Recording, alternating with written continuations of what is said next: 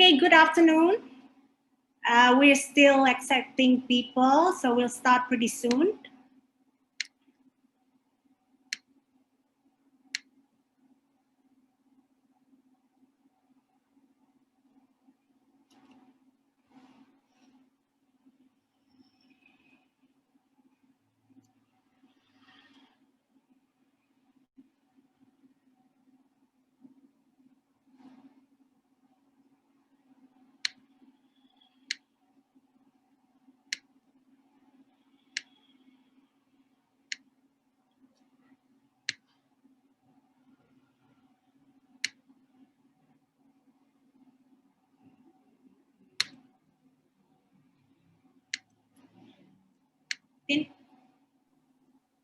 Hello. Okay. Hi, everyone. Welcome, and thank you for joining me today and coming on time. We're still just struggling a bit with some technical problems. Okay, just a quick moment for housekeeping before we start. I have muted everyone by default, so we won't be distracted by latecomers. But if you want to talk, just click on the microphone icon in the bottom bar to mute or unmute yourself. And you're welcome to choose. You're welcome to use the chat box throughout the session to ask questions about technical problems. Since my colleague and I will be monitoring this closely. I think. Sorry, my.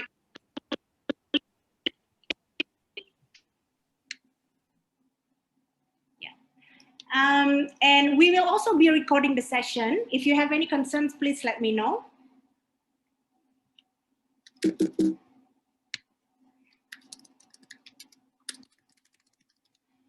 And my name is Santi Saptari, and I'm the founder of Santi Saptari Consulting. Today we will be screening 4 video works by Tintin Wulia, followed by a conversation with the artist. So the format that we will be doing it is we will screen 1 video and it will be followed by a discussion with the artist and also a question and answer session. I like to keep today's session a bit more interactive. So if you have any questions, feel free to type it on the chat box and I can read it out to Tintin when it is appropriate. But I will also dedicate a question and answer sessions towards the end of the talk. I'm actually very excited to have the opportunity to work with Tintin. I have known her for many, many years, but this is actually the first time that we work together for my 2nd edition of Features. So Features is a regular online presentations that I organize that showcase works by artists from Asia Pacific region. So before we start, I like to give a brief introduction about Tintin. Tintin is an Indonesian-Australian artist who has spent about 20 years exhibiting internationally.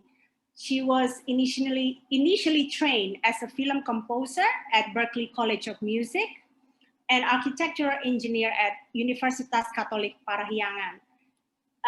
In 2014, she completed her art PhD from Aramati University.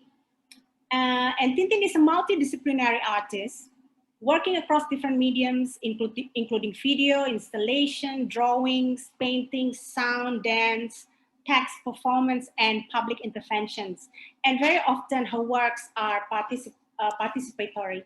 And Tintin was represented Indonesia in 2017 with a solo pavilion at the 57th Venice Biennale.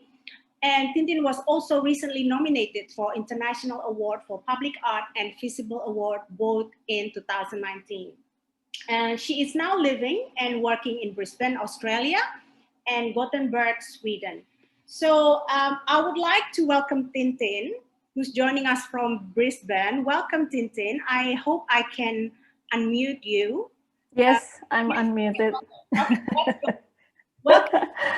Thank you. Thanks so much, Santi, and everyone for having me here. I mean, I'm here in my own space, but we're here as well together. And I'm very, very glad to join you from Brisbane.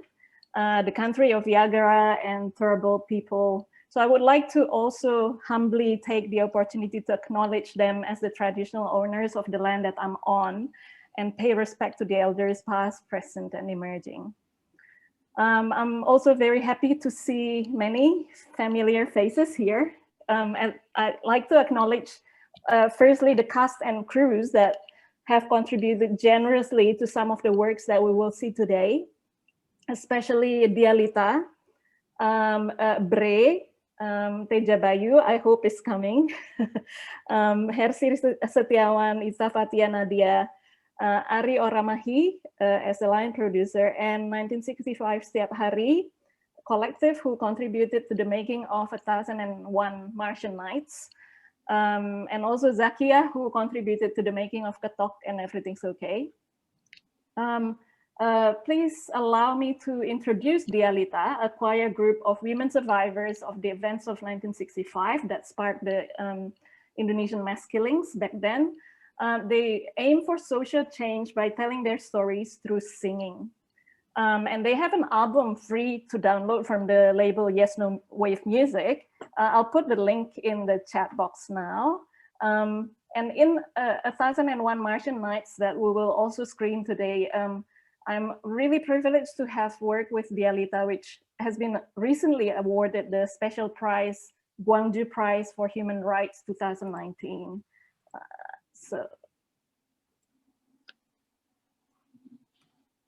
that's some links. So hi Ezam. And I'm also glad to see members of our collective 1965 Setiap Hari, Mikhail Johani, who's one of the cast of 1001 Martian Nights, a poet who also runs Pavilion Puisi di Jakarta. And I'm just copying some links here. Rangga Purbaya, who's also an artist coming from Survivors family based in Yogyakarta.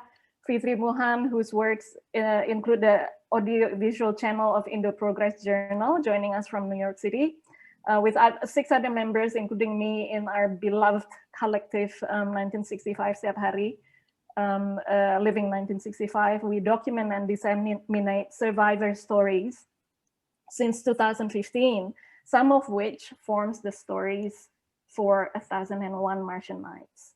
I'll also just paste some links there. And then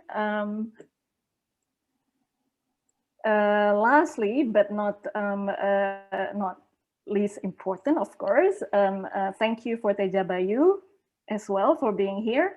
Teja Bayu's memoir Mutiara di Padang Ilalang, Pearls in a Grassland, which partly also inspires the stories in 1001 Martian Nights, recounting his times as a young political prisoner for 14 years in different places and different places of detention and utilization camps, that's what they call it in Indonesia, including the Buru Island.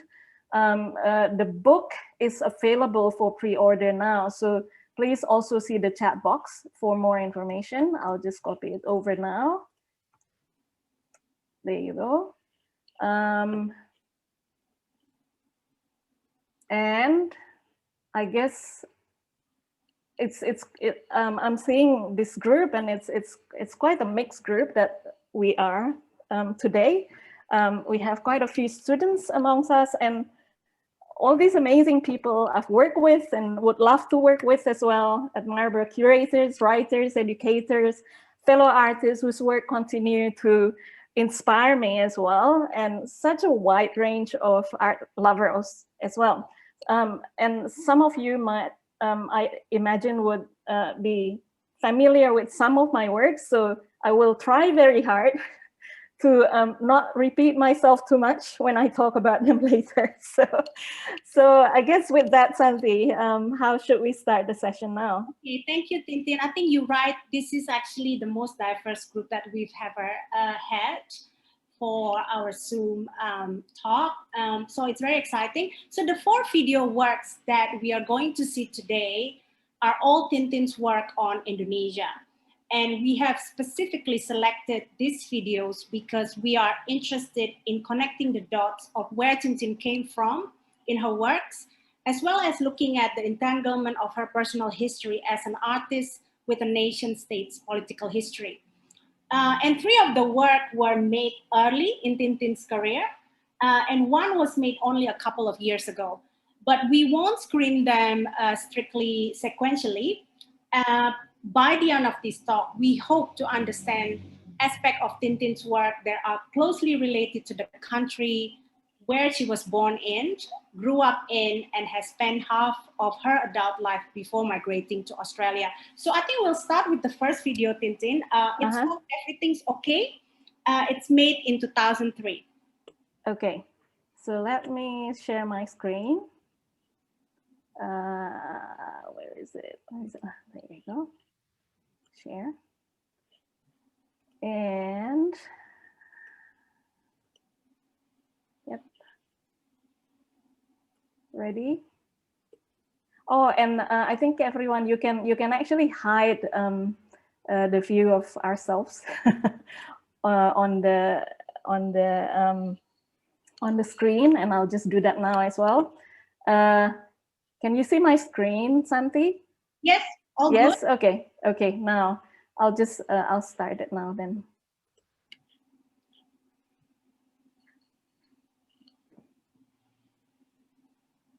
Oops.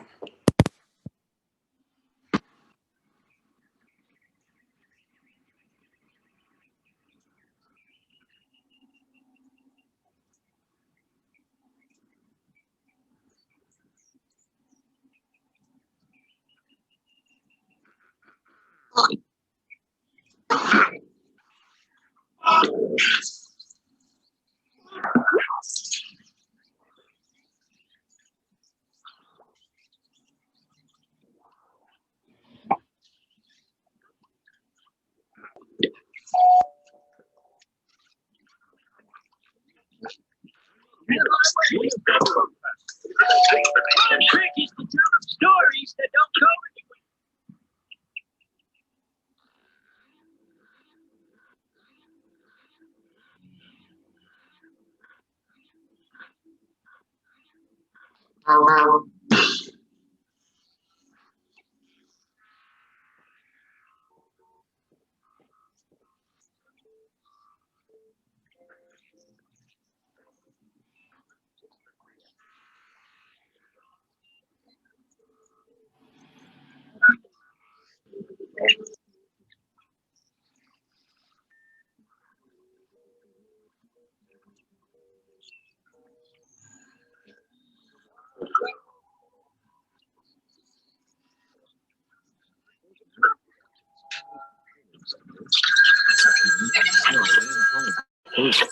Somewhere in the high layer.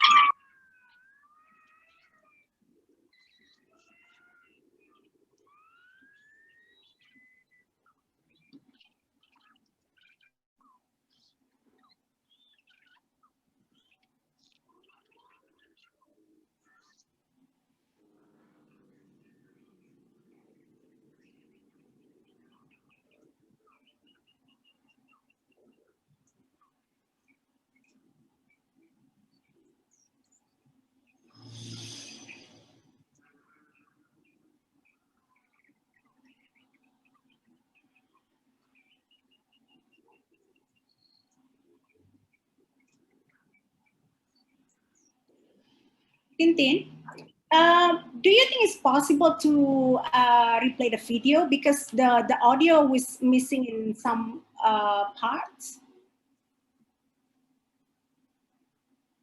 I'm sorry, Santi? The audio was missing in some parts? Yes. Okay. Okay, let's see.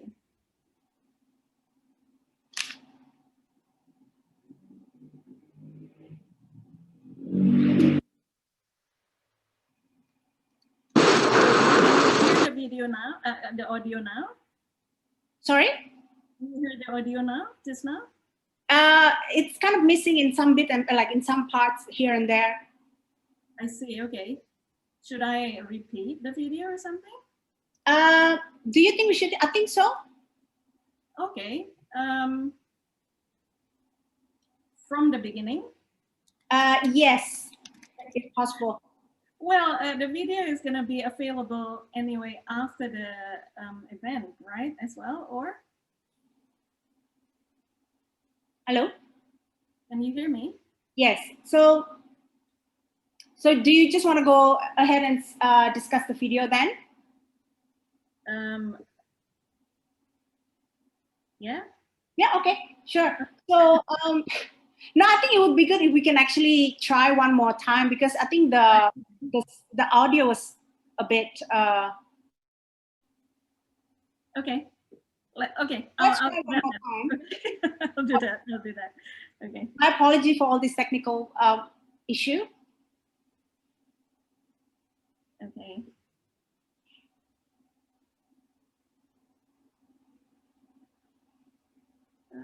Full screen. And let's see.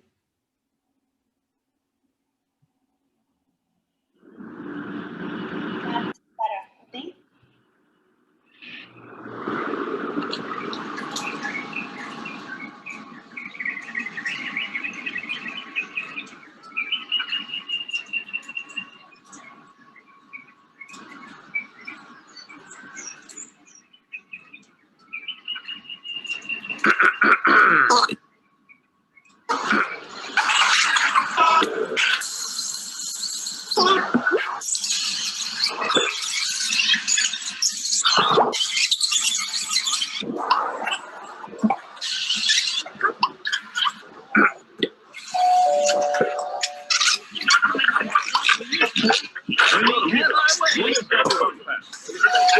The trick is to tell them stories that don't go anywhere.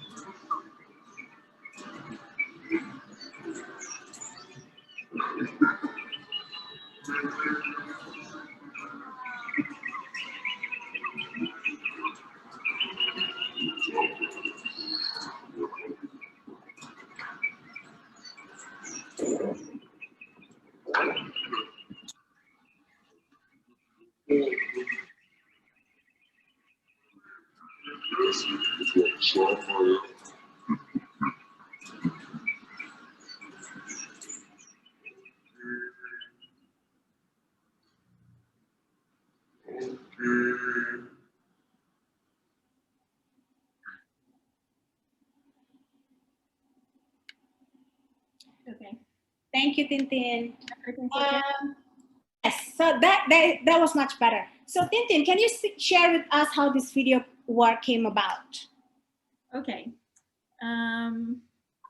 Well, I mean, it's you know, I haven't seen the video for some time as well, and you know, like looking at the credits at the end, it's just like, oh my God, all these people.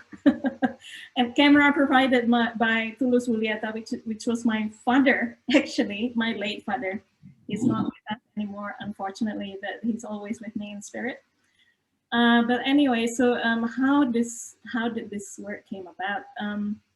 I think mostly when I do works, and this is sort of a generalization, but I think I can say that this is one of my methods. It's like putting together some puzzle pieces together. And then, you know, like these puzzle pieces, you know, it could be, you know, like the requirements of the work, you know, the environments where I made the work, and the people I made the work with, or, you know, like a lot of these puzzle pieces would come together. And then there is a black box, basically.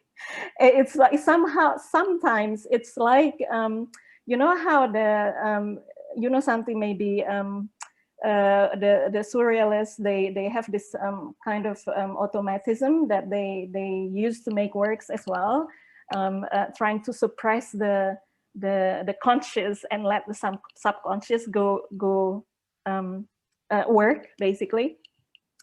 I guess it's sort of like that, although, you know, like thinking about my background as well, like in architecture, we talk about the black box as well.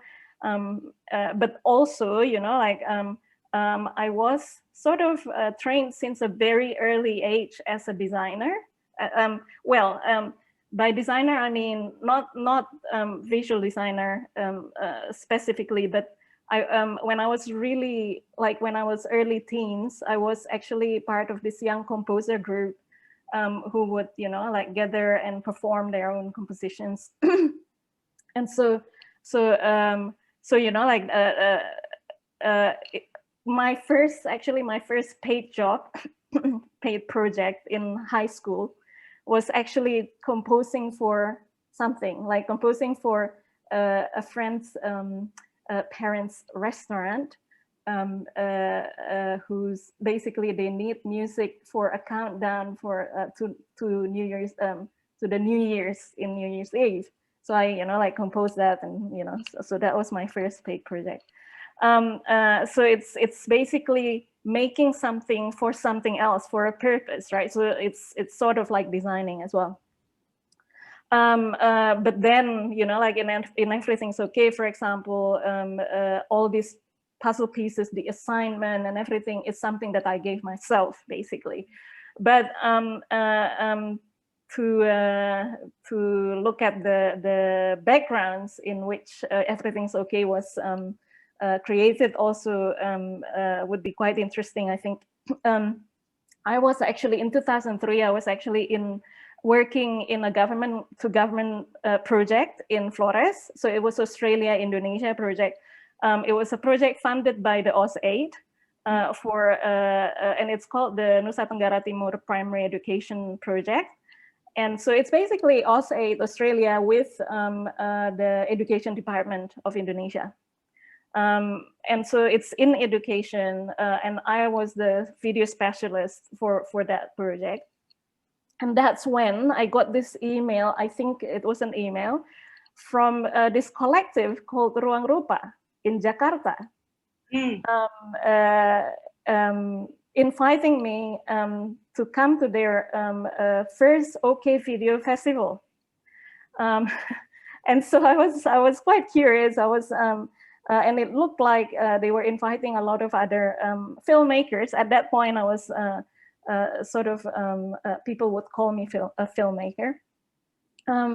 And I was really curious, and I wanted to get to know them as well. So I went basically, and it's really, you know, there is also this aspect, this other puzzle piece of, you know, like my relationship with Jakarta, right?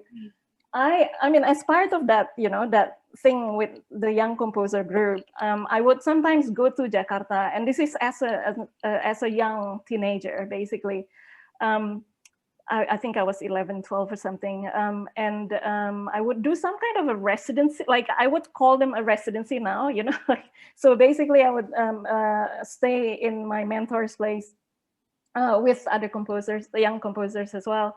And then we would, you know, like write, and I couldn't really write back then, but, you know, like I would put together my piece and, you know, like practice every day and, you know, like get feedback from my mentor about the composition. And that's, you know, those are the times that I spent in Jakarta. And at that point, Jakarta just felt, you know, like really annoying. It was really hot. There was always traffic jam. Of course, Denpasar, where I came from in Bali, there was no traffic jam at that point, but, you know, now you can't say the same. But anyway, so Jakarta was really annoying. But I have to be honest that when I got to Ruang Rupa, they actually made me love Jakarta, and they became my home in Jakarta. Whenever I go to Jakarta, I would, you know, like go straight from the airport to Ruang Rupa, to this communal room where people just, you know, like stay over. And I would just put my things there, my, you know, backpack there, and then I would go places, but, you know, I would go home to Ruang Rupa. Yeah. And but, so anyway, so sorry? Yeah. So is this work relate specifically talking about Jakarta though?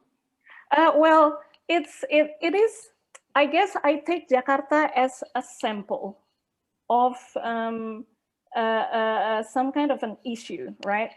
And the issue is actually maybe Indonesia. I thought of Indonesia as some kind of a layered cake, right? So basically, you know, like imagine you're a cherry or a strawberry sitting on top of the layered cake. Everything is nice, everything's okay. You don't know how deep the layers go, basically, unless you cut it. And then you see it from, you know, like a section view. Oh, wow, that's quite deep, you know. And I guess also, if you can imagine the floods in Jakarta, I actually heard quite a lot about incidents where people in the flood, people die because they can't see where the ground is, because they misjudge the depth of the water. So I guess that's, you know, like that's one of the puzzle pieces as well. And then also, you know, like when, you know, like as an architecture student, one of my most enjoyable activity was making models. And so I was also, you know, like thinking about these times, and I was like, okay, I'm gonna make models. And at the same time, also a few of my best friends from architecture school live in Jakarta. And I would catch up with them and started talking about Jakarta as an urban space and the problems, and how, you know, the problem is reflective of Indonesia's problems, basically, of, you know, like sweeping problems under the rugs, and, you know, like everything's okay again, you know. And it continues, you know, repeating like that pattern. And so yeah, so those are the puzzle pieces. And I remember during the residency at Ruang Rupa, at that point, I just started making the models, and then started doing the storyboarding, and then thinking, okay, I need a studio. Ask someone, it was actually Andrew Linggar from who was the director of Octagon at the point. He was my architecture school friend as well, and he kindly actually lent us a day of studio. So basically, I invited people and I said, okay, we need a lot of hands, because so I would show people like my storyboard sketches as well, and we would just be there, and like it was very organic. And then by the end of the day, I got all the footage and I just edited them, and yeah, so that's how the work came about. Yeah, I encourage people to actually ask questions, and you can write it in the chat box, and I will read it out to Tintin. But if we don't have any questions for the first video, we can now continue with the second video, which we will be showing, and it's called Ketok or Knock in English, and it's done in 2002. We'll be running about for about 6 minutes. Okay. Where is it? Okay, here we go.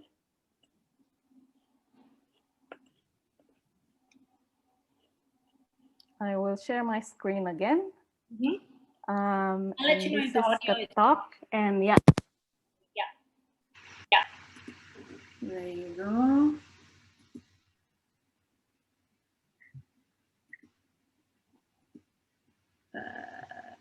Full screen. Okay. So hopefully the audio will go right this time. Sebelum jadi rumahnya pernah nggak? Oh, nggak pernah sama sekali. Oh, nggak tahu ya jadinya. Sebelumnya itu kayak apa, nggak tahu ya. Oh, dulu tuh nggak ada rumah sama sekali itu loh. Pokoknya sana nggak ada rumah, nggak ada jalan itu, rumput lah, pokoknya sawah ya, bayangin aja. Yang seperti sebelah. Nah, di sebelah itu kan gitu, rumput panjang gitu. Terus segala gitu. Terus baru dibikin rumah gitu. Terus itu kan waktu sudah jadi berapa lama gitu kan, tante kan nginep-nginep situ tuh. Nginep-nginep situ. Terus biasa sih, nggak ada apa-apa, seneng. Jadi merasa aman gitu loh di sana itu, enak gitu, nggak merasa takut. Kadang-kadang nginep sendiri, jadi tidur sendiri kalau om kebetulan nggak bisa datang, tante sendiri dah gitu ke sana sama tukang. Hah? Iya, yang ada dapurnya situ. Kerjanya pada suatu malam, tapi om nginep sana juga, jadi ada om, nggak sendiri sih tante. Nginep situ terus tidur ya, tidur gitu. Kalau tante tidur di situ ya, anjing 2 itu selalu di pintu. Jadi kalau buka pintu, anjingnya 2 di situ, tidur di situ dia baik-baik. Dia selalu gitu, bisa tidur enak dah, tidur enak gitu. Tahu-tahu tante terbangun, ada terbangunnya itu karena ada suara tok tok tok gitu, terbangun. Terus anjing gonggong, pas gonggong, jadi tok tok tok ngomong gitu. Wih, tante terbangun.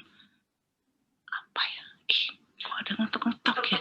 Pintu atau ketok, orang ketok, pokoknya ketok, nggak ngerti lah, pokoknya ada seperti orang ngetok pintu, sepertinya lantainya diketok. Rumah gitu loh. Saya itu gitu. Rumah kayu.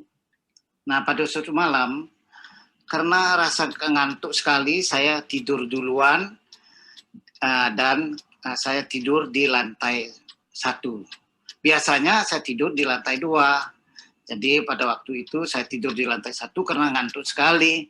Lalu setelah tertidur, mungkin tengah malam, saya mendengar ketukan bukan pintu sebetulnya, tapi persis seperti ketukan pintu, karena sebelah kiri saya ada dinding kayu. Nah, ketukan persis di dinding kayu itu diketuk. Nah, saya kira mungkin istri saya dari atas mengetuk pintu, mengetuk papan itu, papan lantai loteng, untuk memanggil saya. tok tok tok tok tok tok tok tok. Apa ya ini? Omnya kan tidur, tante terbangun. Apa nih ya?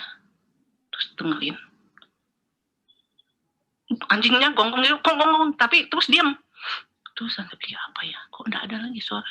Tante bangun, tante ngintip dari jendela. Tante lihat, loh, kok anjingnya malah lari dari sebelah sana, dari luar ke dalam. Kan mestinya dari sini ke sana kan? Dari luar ke sini. So, tadi gonggongnya di pintu. kedengarannya di pintu. Bukan di luar, enggak jauh. Udah tidur lagi. Tapi nggak bisa tidur kan, masih was-was ini. Tapi pikir apa ya ini? Sudah tenang karena anjingnya nggak gonggong dan datang. Tidur lagi. Begitu suaranya, persis kayu yang diketok. Nah, tapi waktu itu juga meskipun saya kaget juga saya merasa mungkin istri saya manggil saya gitu. Ternyata istri saya tidak memanggil saya. Sebentar lagi betul, belum tidur. Tok, tok, tok, lebih nyata. Tadi. Itu kayak orang ngetok pintu gitu. Iyalah, pokoknya kedengarannya ketok, diketokin gitu loh. Tok, tok, tok. Lantai mungkin nggak tahu lah apa. Orang nggak ngerti, kan saya nggak tahu apa yang terjadi. Tadi itu pas bangun ngetoknya, jadi tak pikir mungkin salah dengar. Tapi ini persis sudah kan belum tidur nih. Tok tok tok. Wih, ngeri ya, jadi takut, jadi tegang nih. Apa bangunin Om ya? Baru mikir-mikir itu, sampai panas gitu ya, sampai ngeri dah. Pada gitu. Terus gak taunya sebentar lagi. Tok, tok, tok. Toke.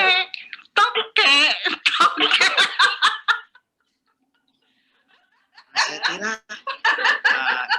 istri saya yang untuk dari lantai 2. Nah, lalu saya balas ketok juga, tok sambil mengatakan, ada apa ma? Tahu-tahu ketukan berhenti, suara datang, toke. Saya ketawa sendiri dan memanggil istri saya, Mama, ini tokeknya dekat sekali loh sebelah kiri saya persis, mungkin di dalam dia. Sudah, sekian. Thank you, Tintin. I think one of the most intriguing aspects of this video to me is in its different layers of interpretations. This is actually the first work that I saw of you, and it left such a deep impression on me that I decided to reach out to you, and I've become your fangirl ever since, I think. And I have my own interpretation of this video and what it means to me. But before I share my interpretation and before we hear how Tintin came up with this work, we would like to invite you to share your interpretation of the video, actually. So, anyone?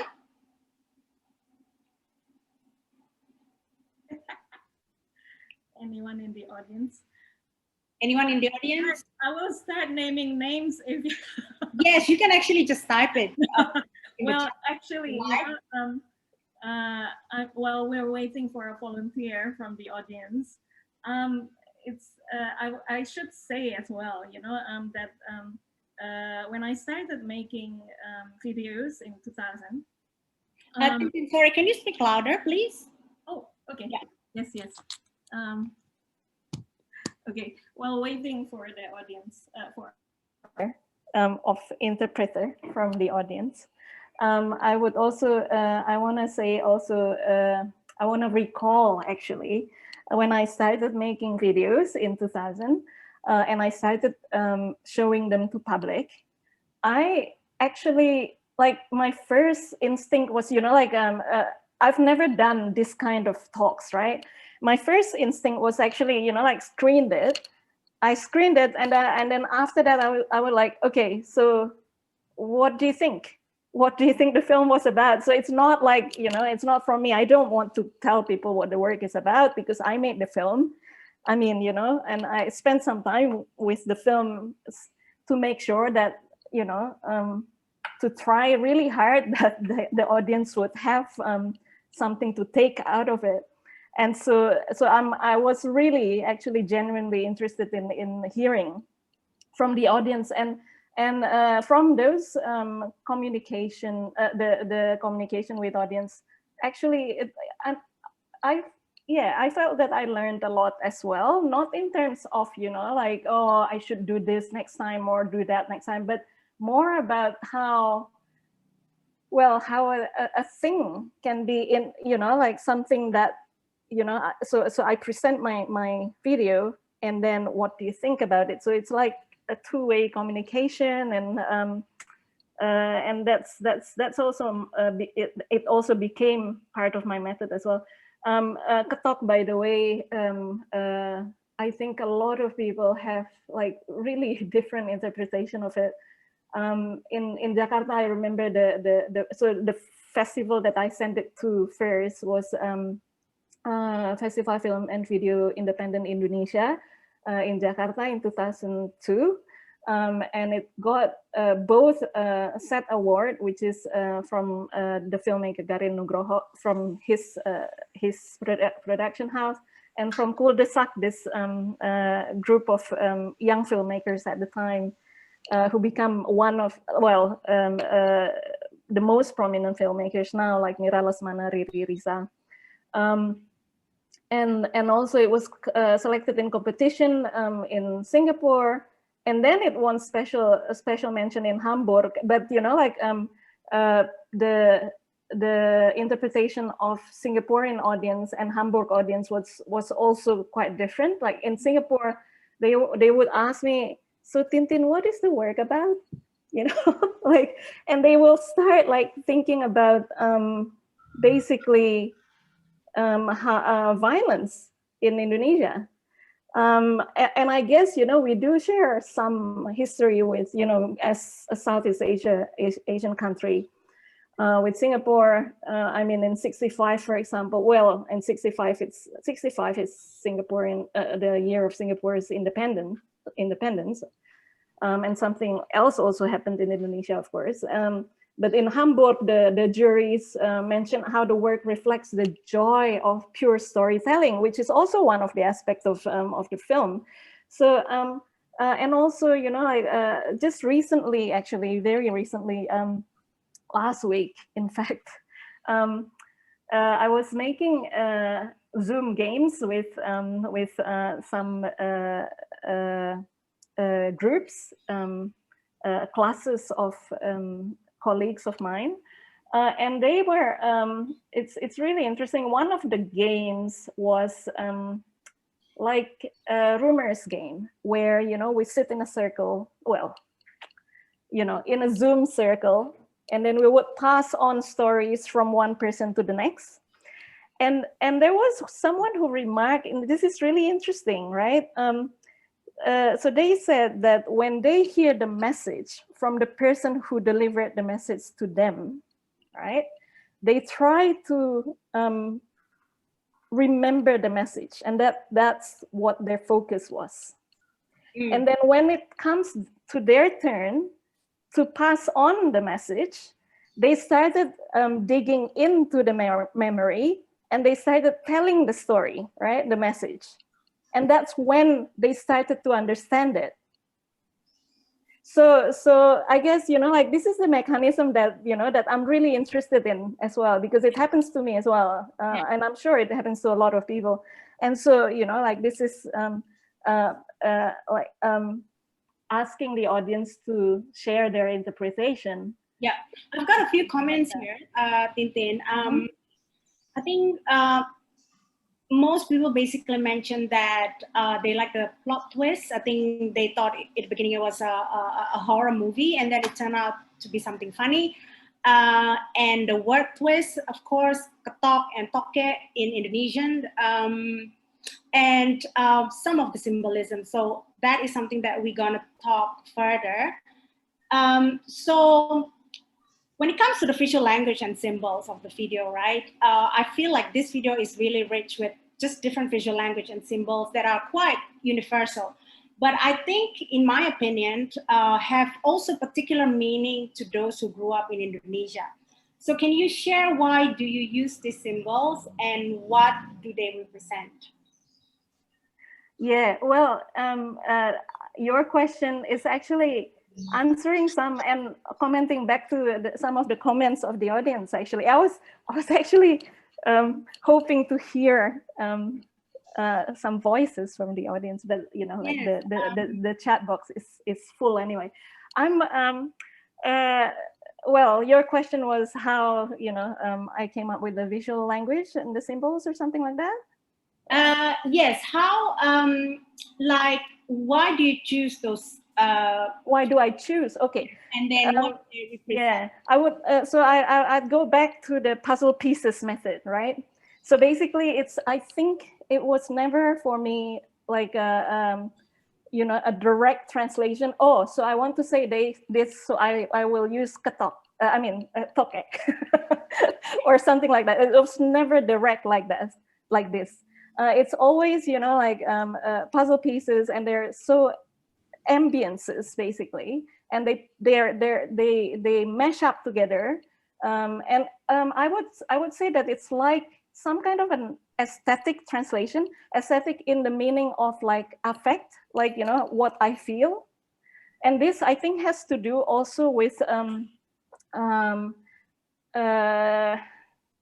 well, this is a long story, and maybe later on we will be able to revisit this, but I'll just, you know, try to describe it, you know, shortly now. But basically, you know, for example, my father had gone through a very, my father's family actually went through quite a horrific experience in 1965.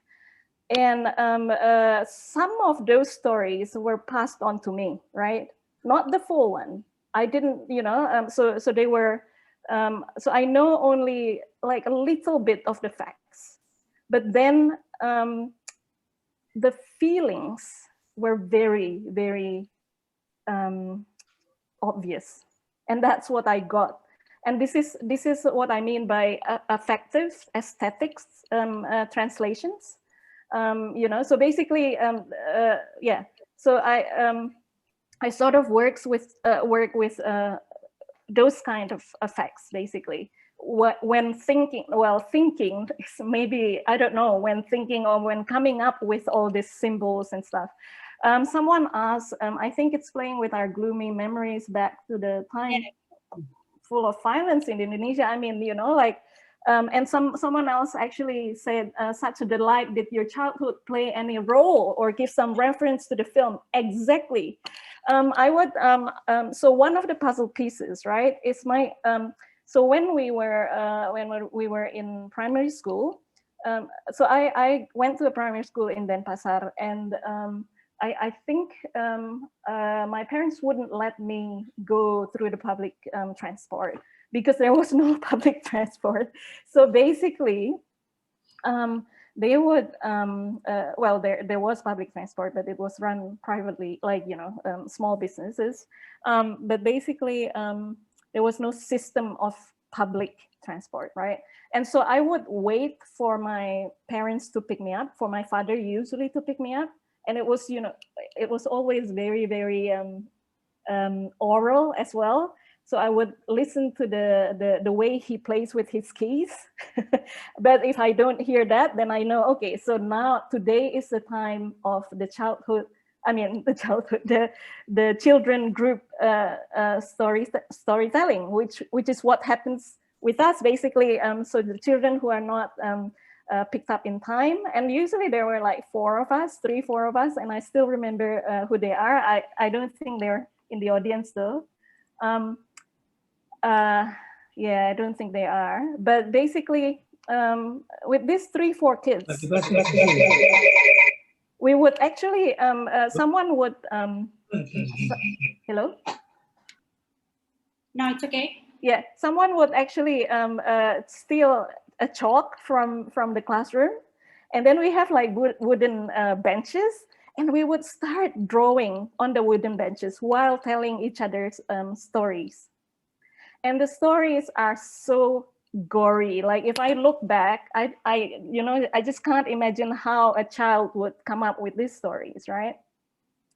A fragment that I remember, for example, is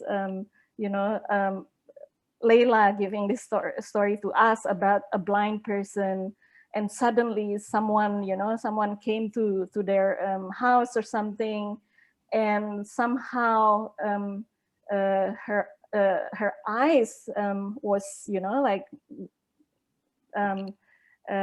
someone basically put like sharp objects into their eyes, and there was blood everywhere, and this was all graphic, like, well, chalk graphic, and it was entertaining for us as children, basically, because it was like, God, the tension and everything, and of course it's just a story, of course, but then where do these references come from? I do question that as well. And so and when I was making this this work, there was actually, so this work was made in 2002. There was a surge of horror films as well in Indonesia. Well, I mean, we do have this tradition, like maybe Indonesians would recognize if the name Susana from, like the horror queen, basically. Famous actress, horror actress. Famous horror actress, but also there are myths and legends in local, local traditions about, like just really violent ghosts and stuff, right? And so basically, the work was commenting on the surge of horror films as well. But also in narrating the story and making it scary, of course, I would draw from the visual language of fear that I recognize, like that I have, right? And of course, this visual language of fears come from somewhere, rice fields, I don't know, like at that point, I didn't know why rice fields, and a figure on a rice field was really scary to me. Now I sort of understand it better, but yeah, so it's Mikhail Johani says, I'm wearing a Susanna t-shirt. Yeah, missed this. Yeah, and so yeah, so that's, I think that's one. Okay, so is there a specific reason why you use the animal toke as a feature in your video work? This is interesting, actually, because it just so happens that the story actually involves toke, right? But also toke is in Indonesia, in the culture of Indonesia, toke is something. It's some kind of a decisive force of your luck, right? So if you hear toke, then you have to count how many times they do toke. Yeah. Okay, luck, toke, unlucky, toke, lucky, unlucky, and then like they would just decide whether we're lucky or unlucky. Anyway, so so I think that's what I can share regarding the puzzle pieces, but also, yeah. Oh, and yeah, and the stop motion technique as well. I think I was thinking that, I mean, I love the stop motion technique, and it became the technique of my preference actually for a long time, and I still love it now. I actually injured my my knee in 2011 making a piece, a stop motion piece that I had to do like overnight because I didn't have the space, and I had to keep things in their place. So I just had to continue going, and there were like maybe 200 pieces of small objects that I have to move at certain times, and I have to go back and forth between the object and the camera. So yeah, I ruined my knee.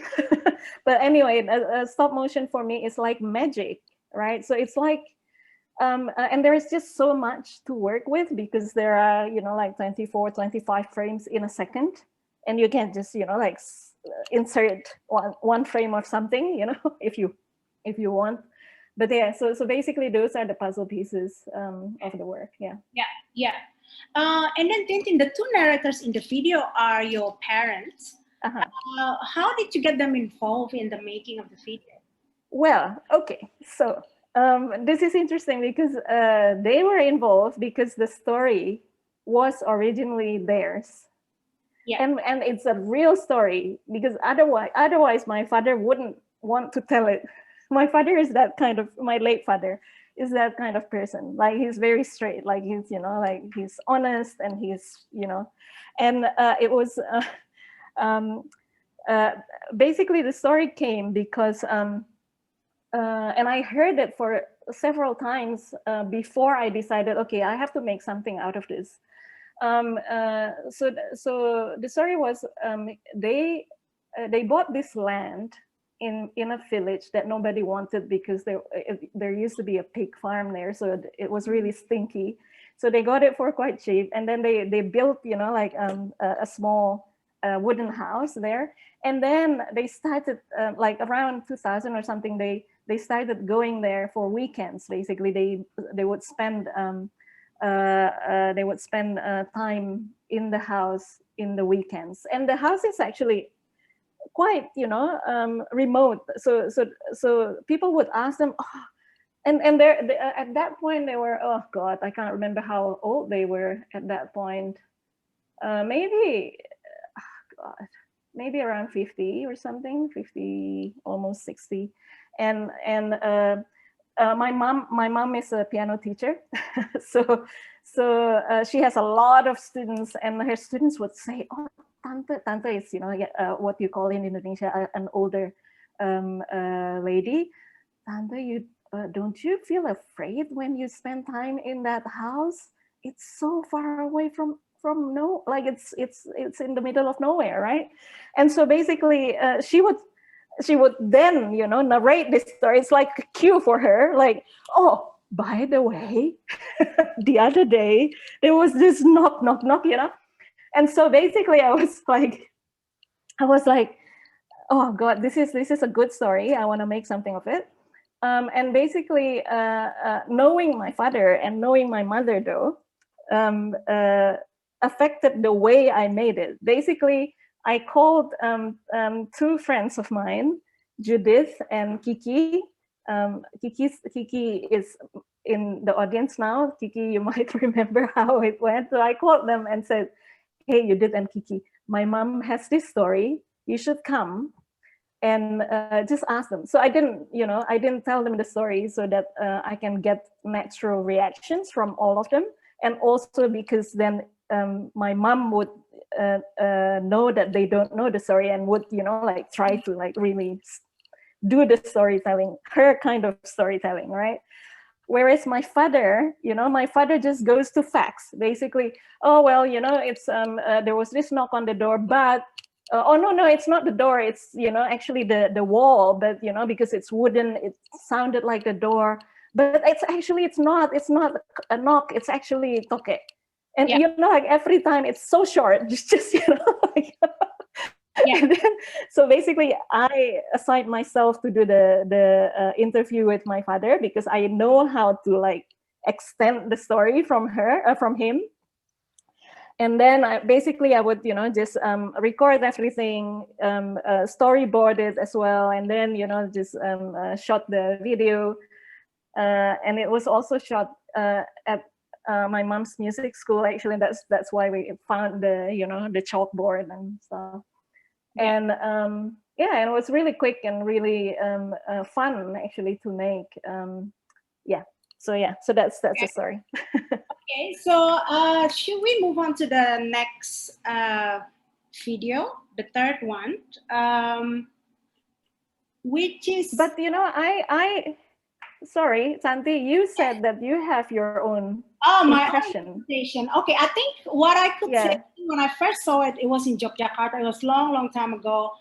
I had goosebumps because I think for me, you know, the whole idea of knocking, you know, when you get you know, some knocking on the door, you know what it means when you are leaving during the new regime era. So we know what it means. I mean, I never experienced it myself. My family never experienced it myself. But I think what really interesting was the fact that I think, again, it was stories that were told to me, especially by my parents. And these stories were always like, oh, you know, hush, hush, you know, we don't really talk about it, but, you know, you better not talk about it, but it just pop up from time to time. So somehow I think, so the whole idea of knocking, you know, at the door, it just kind of like probably stayed with me. And then that was the first impression.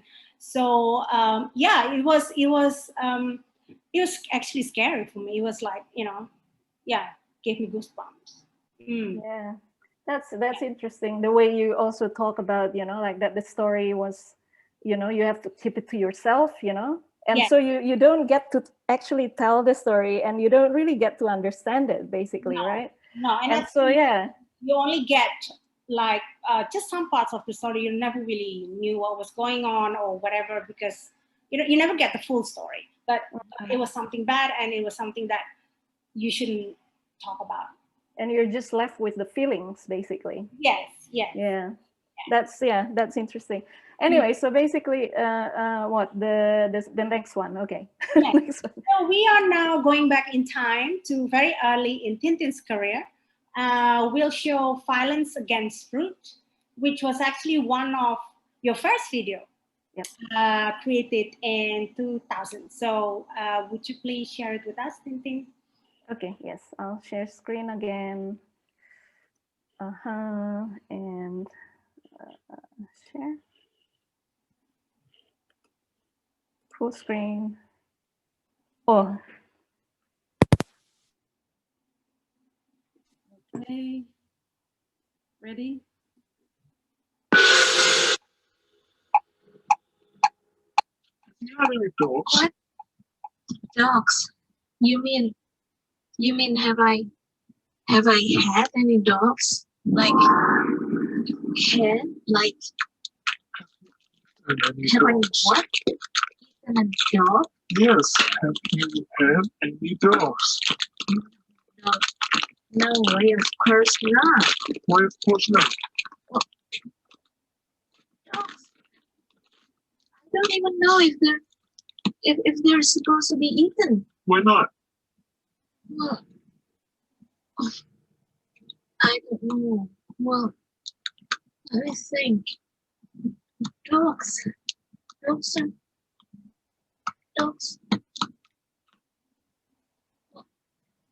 They're humans' best friends. Wow. Dogs are humans' best friends. So human doesn't eat dogs because they're humans' best friends. Yes. Human. Is that the only reason? What is human reason? That human doesn't eat dogs because they're humans' best friends. Oh yes, sort of. I mean, I'm sure there are also religious reasons. Such as human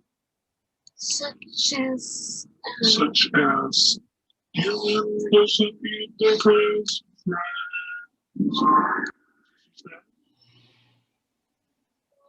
Human doesn't eat their best friends.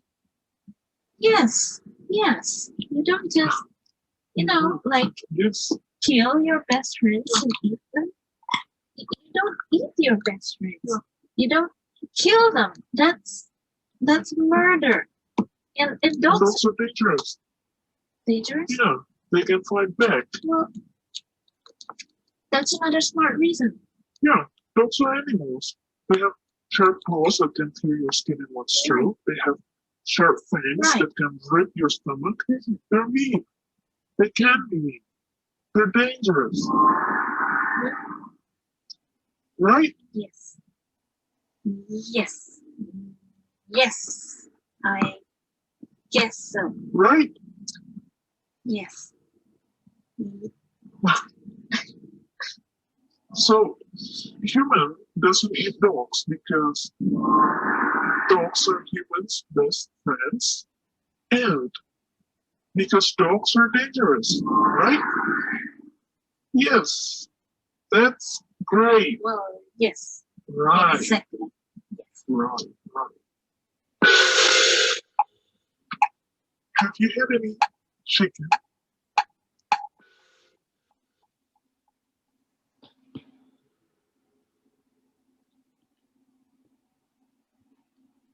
Thank you, Tintin. So, what is the audience think? Would anyone like to share their thoughts on this work?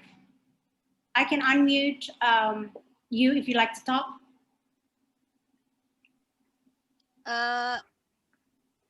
Hello, my name is Nuraini. Yes. So, Hi, Nuraini. I thought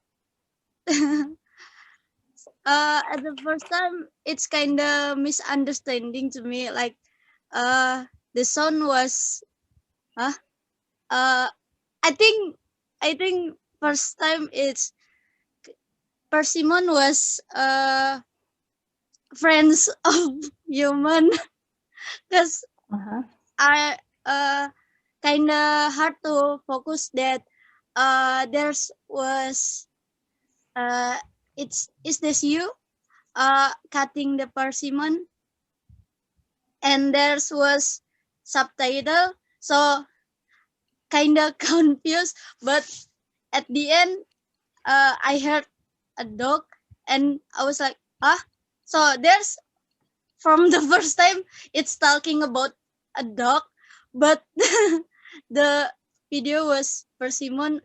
I think it was play about with a word, like in some language, that so you can eat the persimmon, but I just thought that was a dog, not a persimmon. Great, thank you. That was great. I appreciate it. That was so great. Thank you, Noraini. It's really, thank you so much. It's really good to hear that from you, really. The confusion, I think, is what I felt as well when I was making this film. And that was one of sort of my key things that I was thinking about, you know, when I was making this film. It was made in 2000, right? And it was 2 years after 98.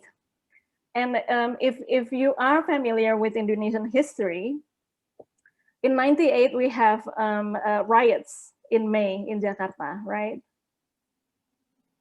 And that's basically that's what drove me to make this film.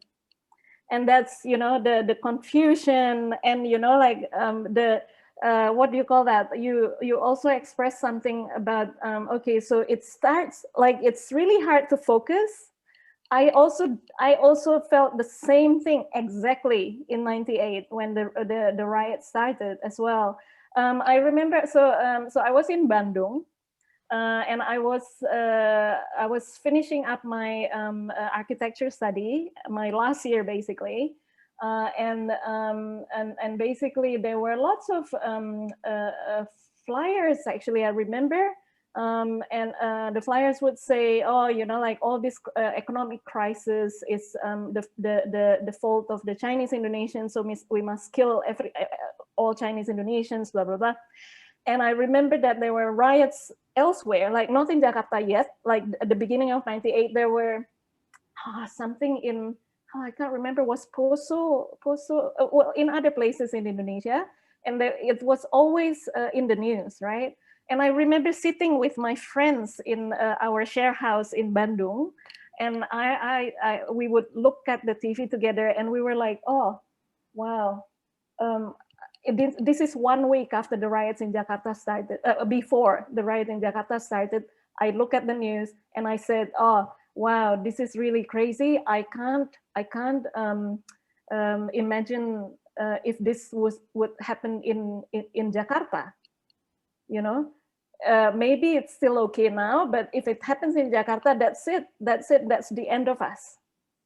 And then the next week it happened in Jakarta and I was like, God, you know, like it was really shocking. And so basically the confusion, the, you know, like hard difficulty to focus, that's exactly the feelings around there as well. So thank you so much for sharing the yeah, thank you so much. Also, there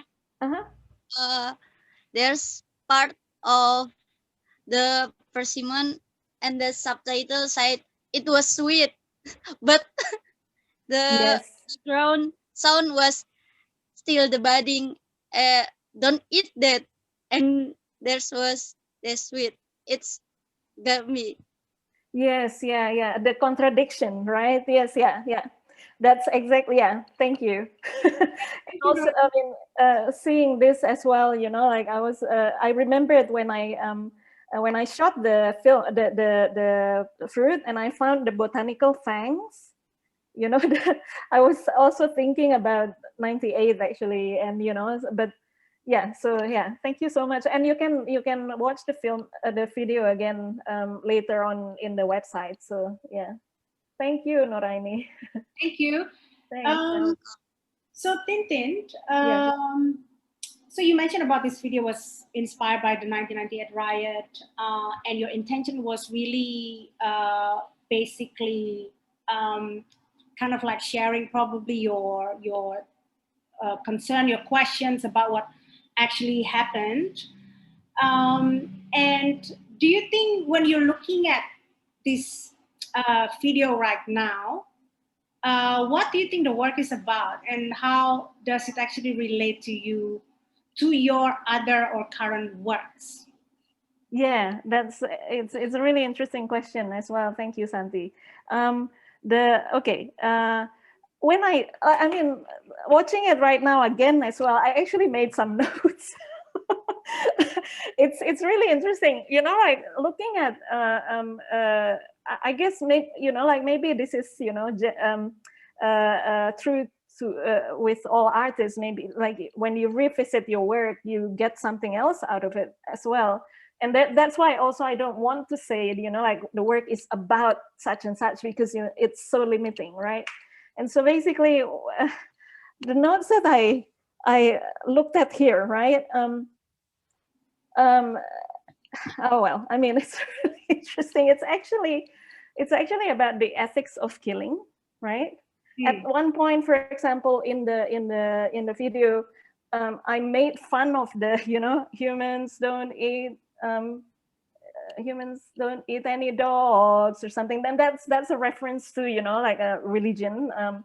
I was raised as a Catholic, and so, you know, like this, like the, what do you call that? The kind of singing that they do in churches, basically. And so basically, why don't you eat dogs? Why don't you kill something or someone? Is it because the religion says you should not, or is it because you feel close with them? You know, because they're dogs, they're humans' best friends. You know, or is it because there's a degree of threat, or they're dangerous? Oh, but they're not dangerous anymore because the botanical fangs doesn't do anything actually. You know, like so basically, it is actually a discussion about the ethics of killings, right? And this is it's really interesting because my current project, it's called the Protocols of Killings, 1965, Distance, and the Ethics of Future Warfare. So it is actually about the ethics of killings, and basically I'll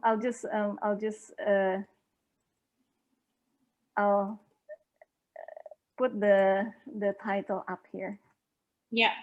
And I think while you are doing that, there's a very interesting comment by Ingrid Irawati saying that it's interesting to play on thoughts on uncertainties, mundane settings. Yes. It gives space to breathe while reconsolidating those thoughts. And the 65 and 98 settings in the backstories are well utilized. There's irony, but then life goes on. Thanks for the question. Yeah. It's great. Thank you, Ira. It's really interesting. 95 and 98, 65 and 98.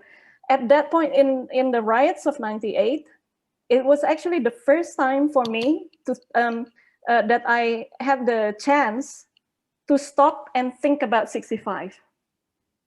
So I grew up with this family secret, right? So since I was little, my father would say, and my father, as we talked about just now, my father wouldn't say something if it's not true. Like, he's a fact person. He's, you know, he's honest, he's straightforward, you know, and he would, I don't know how the conversation would come about, but I would imagine that basically he would say, I would maybe see a picture of my grandfather, and I would ask, who is this man? And my father would say, oh, that's your grandfather, but he's no longer with us. He was taken away in '65. He was taken from home, basically. Yeah, diambil.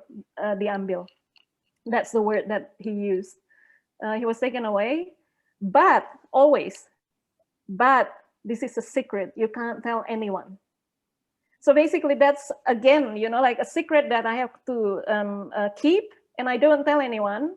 And so I didn't understand it. It was just like the feeling that accompanies it, that was inherited to me as well.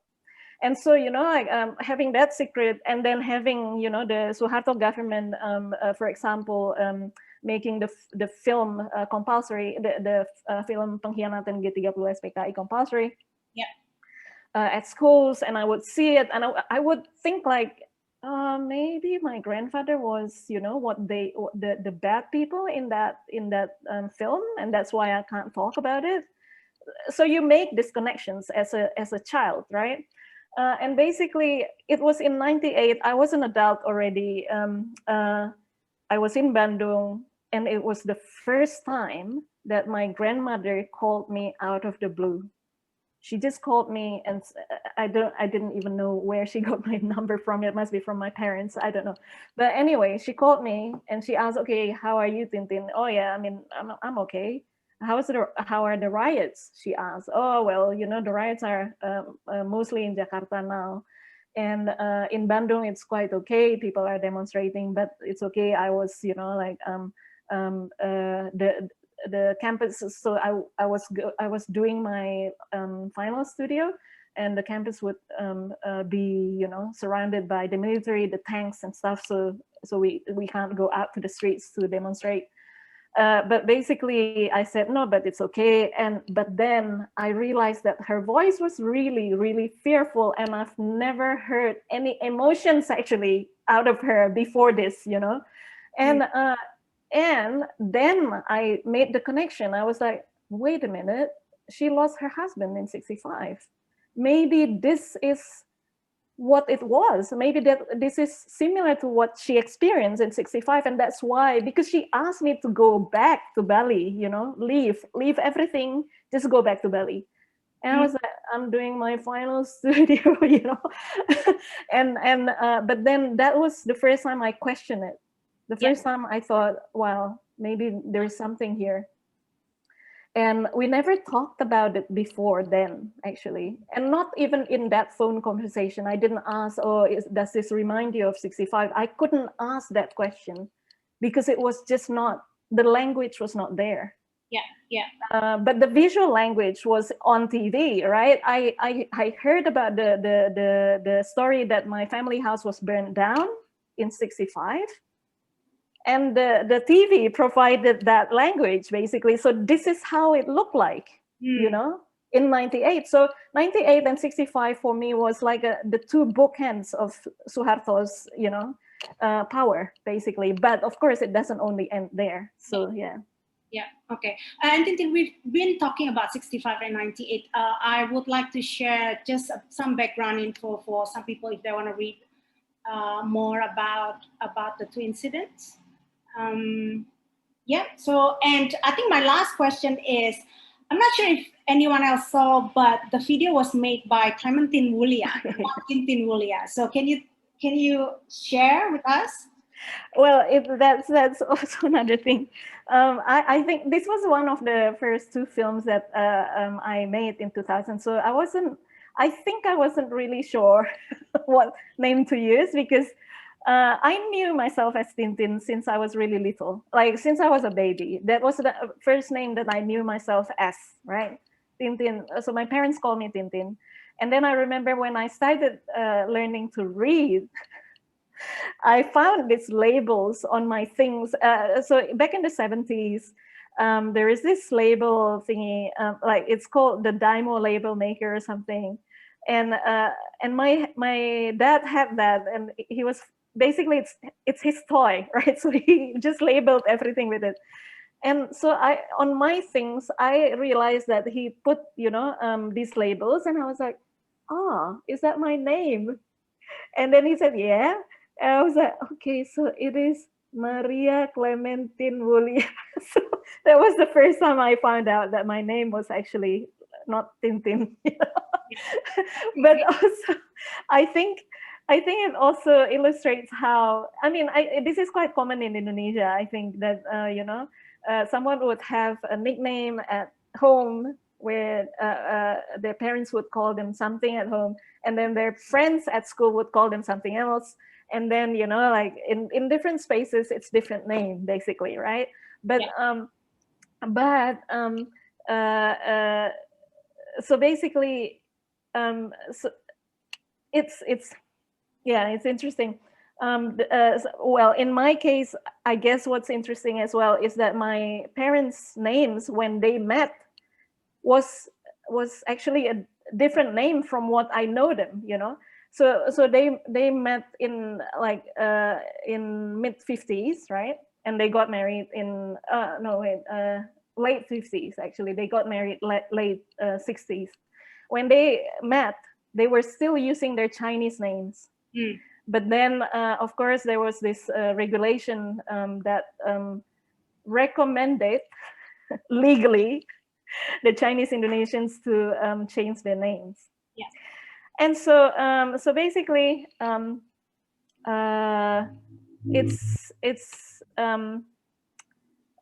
I mean, it just illustrates, how names are just quite interesting. But also, like it also makes me think of how I mean, I used to think that in Indonesia, the public and private spaces are very blurred. So the boundaries are, like the public goes into the private space, and the private space, like, people also, what do you call this, treat public space as private space. But then at the same time, these private spaces are actually more compartmentalized than that, I was so I remember that the secret that I was told to keep, for example, I first talked about it in public in 2003, and I was really fearful. This was we're talking about 5 years after Suharto was gone now, like I was not in power. I mean, he was this is 2003 basically, right? And I was still fearful. My spontaneous reaction was uncontrollable. I was, like, oh God, someone's gonna kill me, basically, because now they know that my grandfather was an evil person, in 65, and that's why he was taken. Sorry, say that again. Sorry, did you talk about it in Indonesia? Yes, I talked about it in Indonesia, but I think it was because, like I got my Australian permanent residency visa actually in 2003. And I think that's why I felt a bit more safe as well to talk about it. Yeah, but my own spontaneous reaction actually surprised me. But anyway, so I talked about it in public already starting 2003, but then I recently just found out that some of my best friends, even from uni, still doesn't know. So where is the private space? Like, where is this private space that has this secret? I don't know, actually, like it's public already, and are my best friends part of the public? I'm not sure now. Okay, so then are my best friends part of my private inner space? Maybe not. So it's just really, interesting. Okay. So, yeah. So Tintin, talking about 1965, I think we will now be showing some excerpt of your next video, which is 1001 Martian Nights. And we can only show two excerpts due to the time limitation, because the full video runs for about half an hour, and you can always look at it on my website later on. So the video work was part of your solo project for the Indonesian pavilion at the 57th Venice Biennale in 2017. And this video with two other works, Under the Sun and Not Alone, all shown with their telematic twins in a replica of the pavilion in one of the department store in Indonesia's Senayan City in Jakarta. And I think I'll just read out a synopsis of the video before we start showing the video. 1001 Martian Nights is a tale of survival.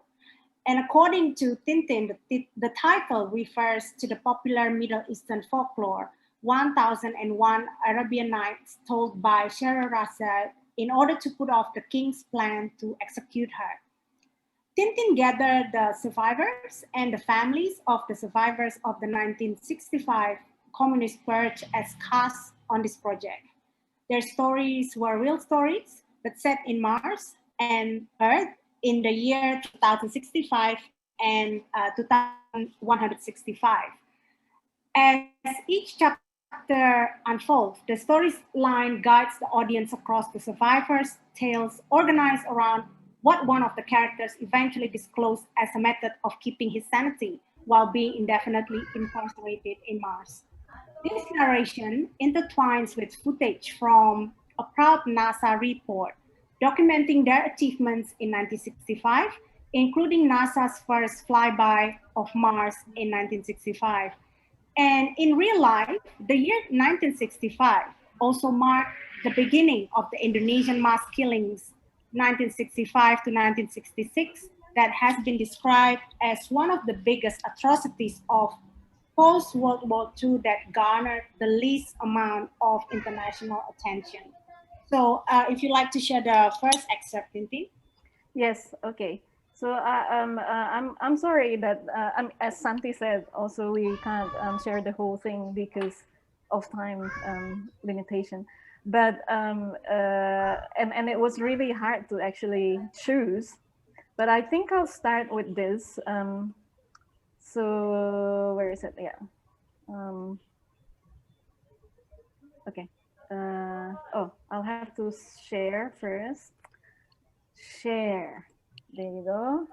And then I'll have it to make it full screen. Yep. And then, okay. So we'll start with this.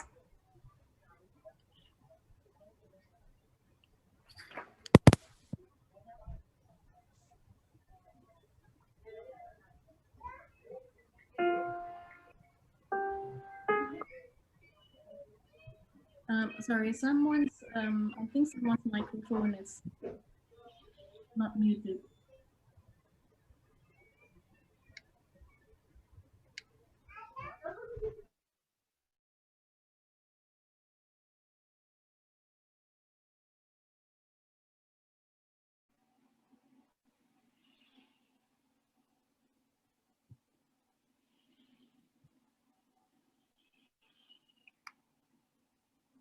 Tintin, we can't hear the audio. It's coming. Who are these people? They are former prisoners incarcerated on Mars between 2065 and 2079. Where are they?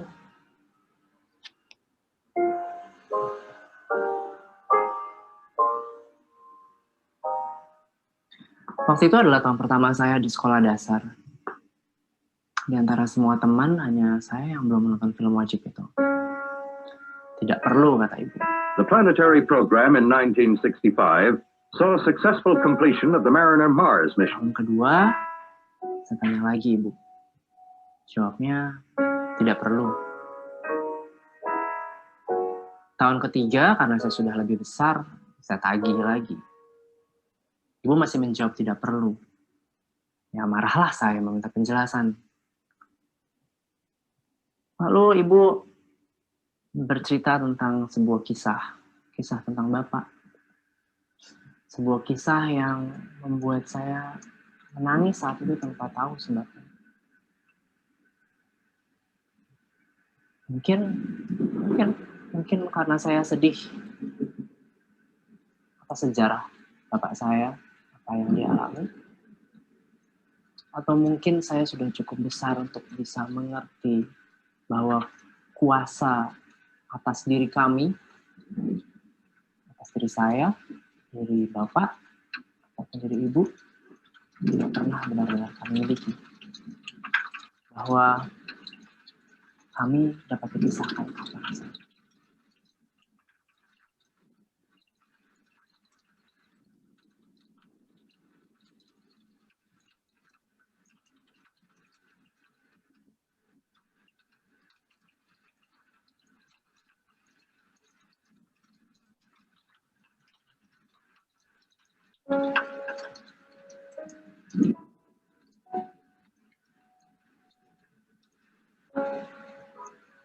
And we also Okay, so that's the first excerpt that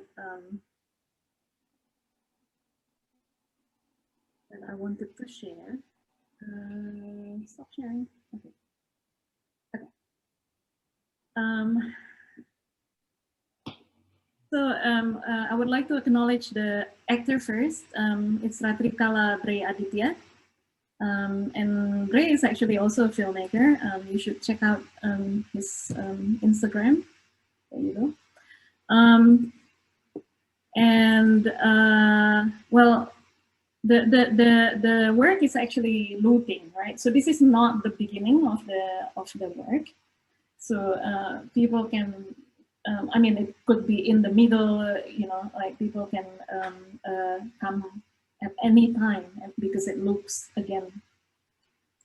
But basically, I chose to play this excerpt because it's also it explains some of the puzzle pieces, right? So basically, the format of it. Bre was talking. Well, Bre was talking about a film that he had to watch. It was compulsory. It was mandatory to watch, but he was not allowed to watch. And the film, of course, you know, like I do refer to the Pengkhianatan G30 SPKI film, and that was also why I use the format of a projection for this work. But it's actually not only a projection, it's also an installation. So it's not only one single channel projection. We are now seeing it like that, but it's actually the setup. I'll just show you the setup now. Share screen again. And okay, this one, yeah. So this is a setup. Can you see this? Yeah. Yeah. Okay. So so basically, that's from the top, right? If my control bar is actually okay. So this is how the setup is. Can you see my cursor actually? So there is a projection there, right? And then basically, if you're an audience, you sit on this bench and you see this projection, but there's actually a surveillance camera at the back, like that. And so sometimes the film, the projection, would cut into the live stream of the surveillance camera. So you end up looking at yourself, watching yourself, watching yourself, watching yourself. So I'll just move it a little bit. So there you go. So there is so that's the projection. There is the audience sitting on the bench, and somewhere up here is the surveillance camera. And then, so you can see the surveillance camera there, and I'll just show you from above the setup like that. So the projection, and then the audience and the surveillance camera here, right? So in a way also, I'll just stop sharing now. Basically, the projection shows some stories, right? And sometimes, you know, like at certain times it will cut, and you know, it will cut to your live stream. But when it's a twin installation, it actually shows the live stream from the other space as well. So back in Venice, it was shown in Venice and Jakarta, and then basically they, if you are an audience in Jakarta, for example, you see the film playing, and then at one point you'll see basically suddenly yourself, right? But then once you started realizing, hey, wait, that's me in the film while the narration is still going on, it will cut to Venice. So basically it's another setup in another place, but it's also a similar setup of someone watching something, right? So, so I guess, I mean,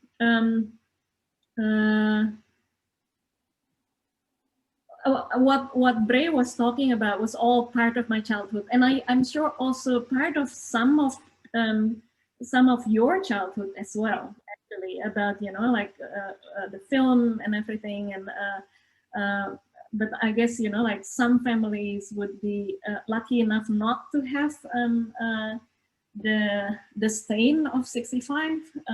Some family, like my family, was lucky enough to keep it quiet as well, but some would be quite unlucky, and it's, you know, just, well, yeah, quite sad. Anyway, I think let's go to the next excerpt, and then we can talk more about the work as well. Right? Yeah. So the next one is, I'll just go back to, God, this is, and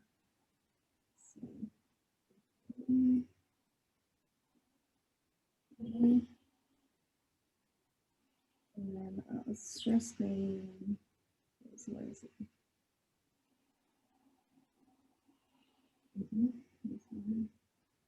And then, okay. And I will, okay. I'll show it from.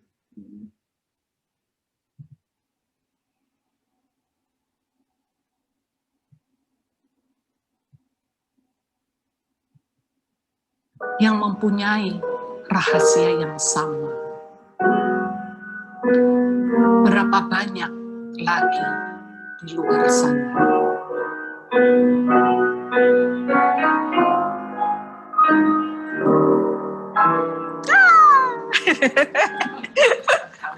Oke, lagi. Yuk, dari situ ya, dari depan.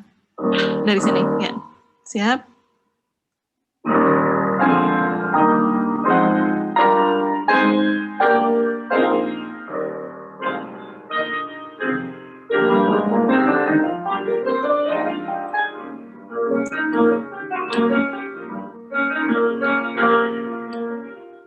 Salah.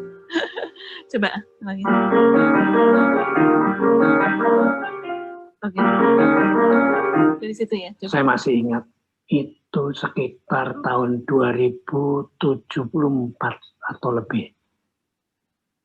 Saat itu kami mulai mendapatkan kesempatan untuk bisa membaca, meskipun itu secara sembunyi-sembunyi.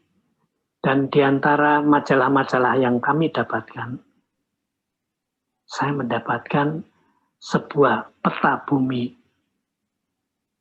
yang kalau saya teliti kemudian ada Afrika.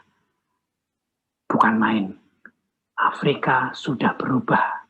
Negara-negara baru banyak di mana-mana. Jadi rupanya penyekapan kami itu betul-betul membawa perubahan di bumi. Peta itu kemudian saya salin ke dalam kertas roti. Kemudian saya pasang di dinding di atas kepala saya.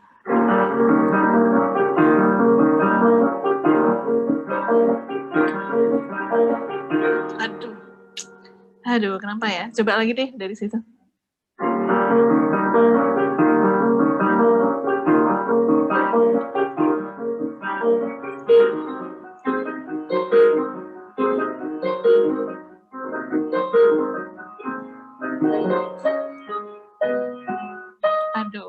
Gimana sih itu?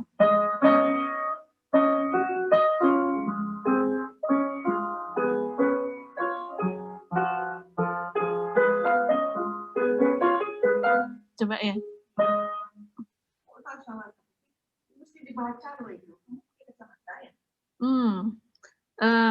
Bukan matanya sih, otaknya yang salah ini. Ya itu udah masalah. Fungsinya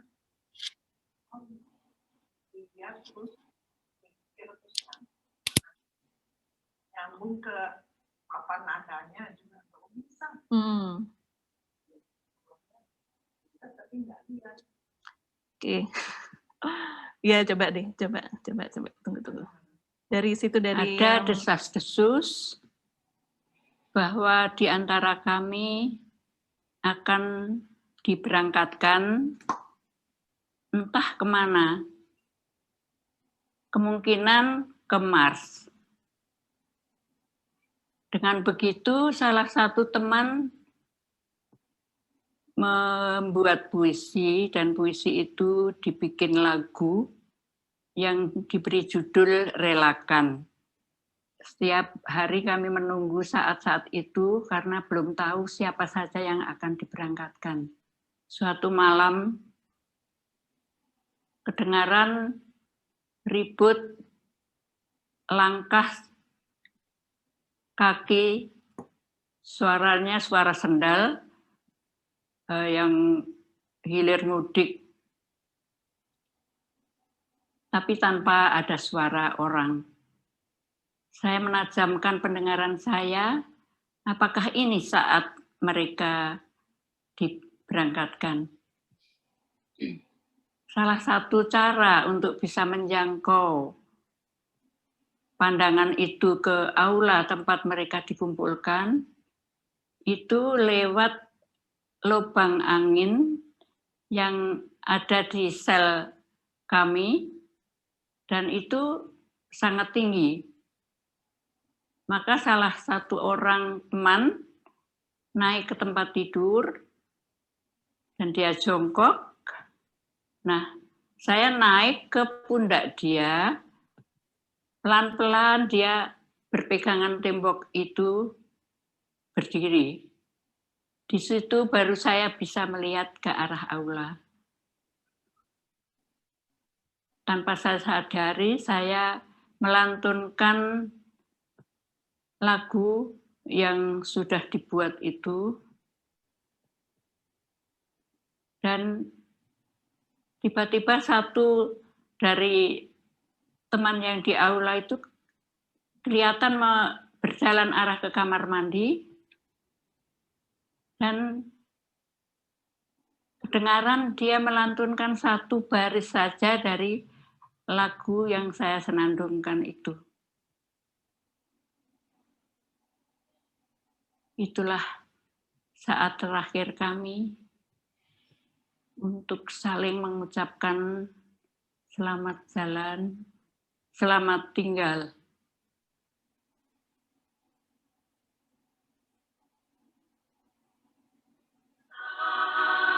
Sayangku, jadilah putra harapan bangsamu.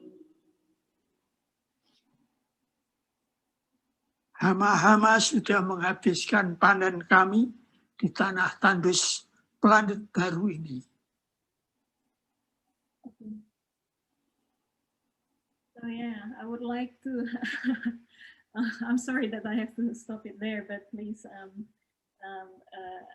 watch the whole. You can watch the whole film at Santi's website the next 2 weeks. Yeah. Santi? Yeah. Thank you, Tintin. And I think we need to hear your audio. Oh yes, yeah. Okay, Tintin, why did you decide to choose 1965 as a theme for your Venice Biennale, please? Good. Well, okay. But firstly, I will acknowledge people who were who appeared in the excerpt just now. So first, we heard the voice of Ita Fatia Nadia. And Ibu Ita is right now recovering from a surgery, actually. So hopefully will wish her best. I'm not sure whether she's here, but if she's here, thank you so much, Bu Ita. And please recover well. And then the piano scene, that's me and my mom. So my mom, Cecilia Indrajaya, she can't, unfortunately, she can't join us right now because she's actually giving lessons. Oh. So I said to her, okay, we're gonna record it. So we'll, give the link to you. And then Bu Utati is here. Thank you so much, Bu Utati. Bu Utati is one of the first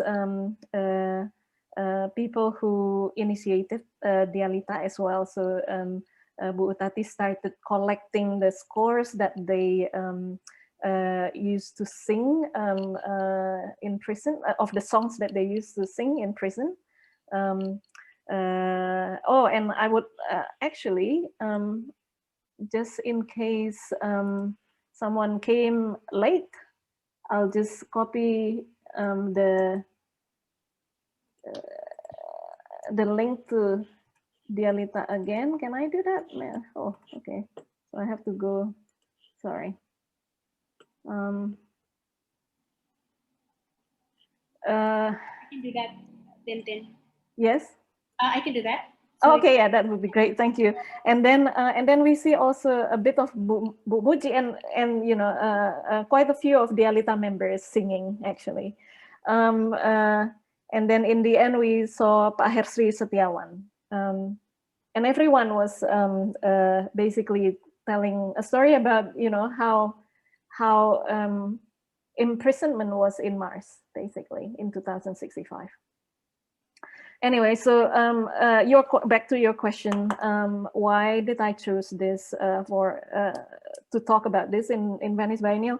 I just thought, I mean, it is true that 65, we try to talk about it in Indonesia. It's really hard, still really hard until now. We have to be quite, like subtle about it and everything. But also, I mean, I thought I want to try to also make it a thing internationally, actually. It's one of the methods that I think about over the years as well. It's something that I call things in common, basically. And 1965, for me, is a thing in common. It's something that become something in common between me and someone else, for example. For example, back in 2008, when I did a residency in Cemeti, I was doing, a series of murals of my family's legal paper, like the change of name, the birth certificate, and everything. And at one point, I actually made a mural of a letter that says, such and such, which is the name of my grandfather, is not in our nowhere in our prison, and up until now we don't have any proof that he is involved with the Gestapo. So like this is a series that I kept doing basically. But in 2008, I did that in Cemeti, and it was the start of it, the series actually. And I remember that the Satpam, the security guard of the gallery, the night guard, he was really eager to help me, right? And because I did it myself, I didn't really need the help, but he just kept, like being there. And eventually he started asking me. And at that point, it was the SBKRI, so Surat, the proof of citizenship for Chinese Indonesian citizens, right? And he kept asking, so what is this, Mbak? And I said, well, I was like, oh, God, how can I explain this, because he might not have the experience and he might not be able to relate. And I started saying, oh, well, it's something my family has to carry with us wherever we go. And then he, like, surprisingly, he said to me, my family has this as well. And I was like, what? How come? You're not Chinese Indonesian. And then he started telling me that eventually, basically, that his father was accused communist and had to report. And so, you know, like from, you know, like no connection, this thing actually brought us together. And, you know, like we're so different, you know, like our background is so different, but then, you know, it brings us together. And I believe that this thing exists also internationally. So if I just want to bring international attention to 1965 Indonesia, not 1965 Vietnam. Like we know about 1965 Vietnam. We might know about 1965 Singaporean independence. Not a lot of people know about 1965 Indonesia, it turns out, actually. And so that's one motivation for me. Yeah. So, sorry. Yeah. Yeah, and I know, you know, 1965 has always been a constant like subject matter in your work throughout the years. But I remember as well, there were several years in between where you started exploring issues of borders and identity. I think it was starting in 2007. And then while you were like still simultaneously still, you know, making works about 1965, I think a lot more people are probably more familiar with your borders work. You know, they are often very participatory, large scale, and shown in major biennials and fairs all over the world. But how do your borders and identity works relate to your 1965 works? It's very much related. Actually, I got to the borders from working on 1965. One of the very few first people I can talk about and I can ask questions about 1965 was actually an exile. It was Sobron, DN Aidit's brother. So the brother of the Communist Party leader back then who was assassinated, basically.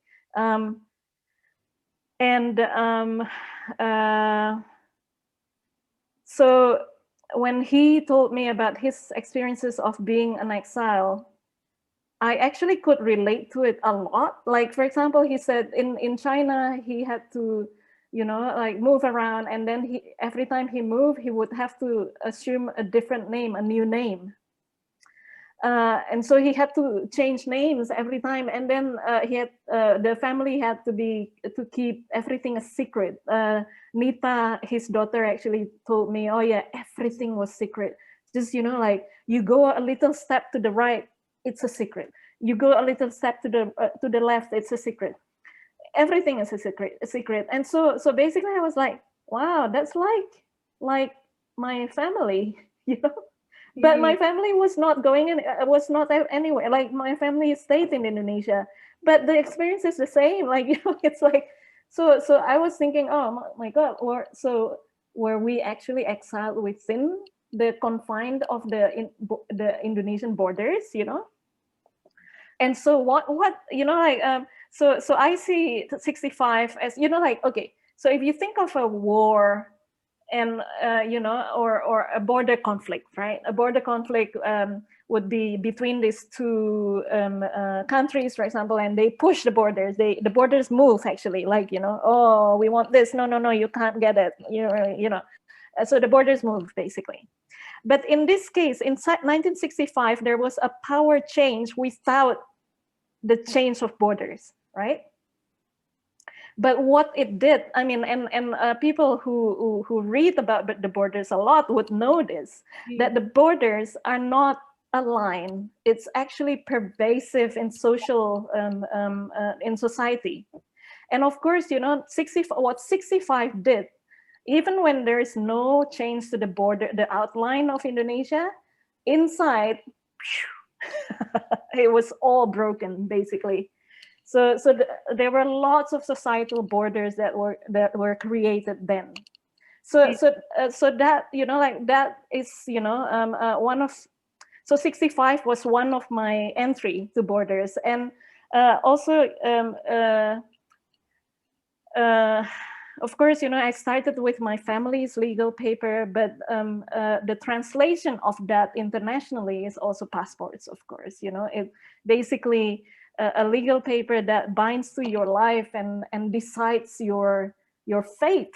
Basically, your whole life is you know, decided by this single document, basically. And so yeah, so it's very much related, and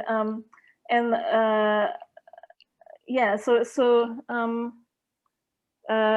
I think I'll stop there actually. I think I'd like to ask the audience if they have any questions. There's one from Isam Rahman.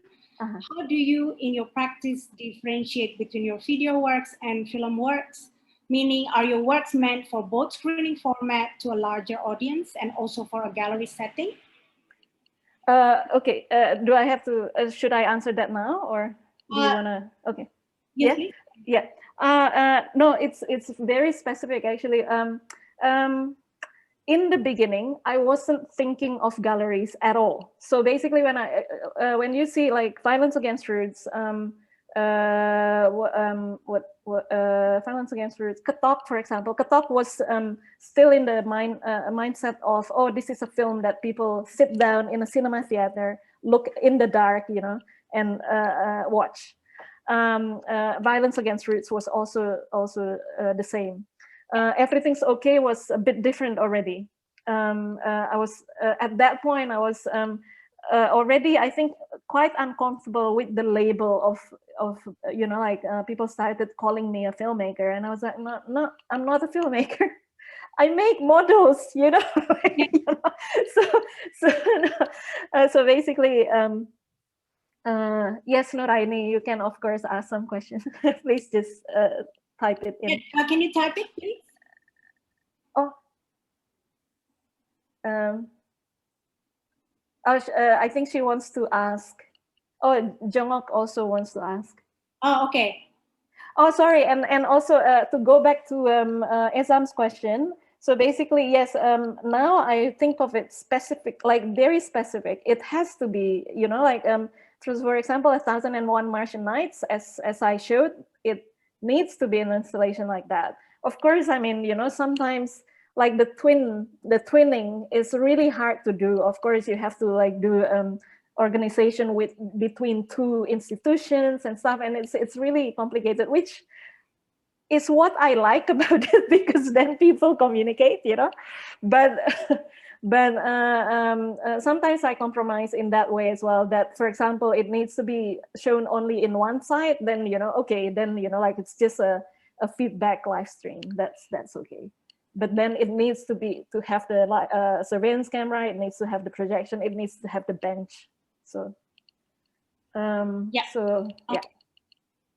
Well, I think I'll unmute Jonguk John. Jonguk, and Nuraini wants to ask as well a question.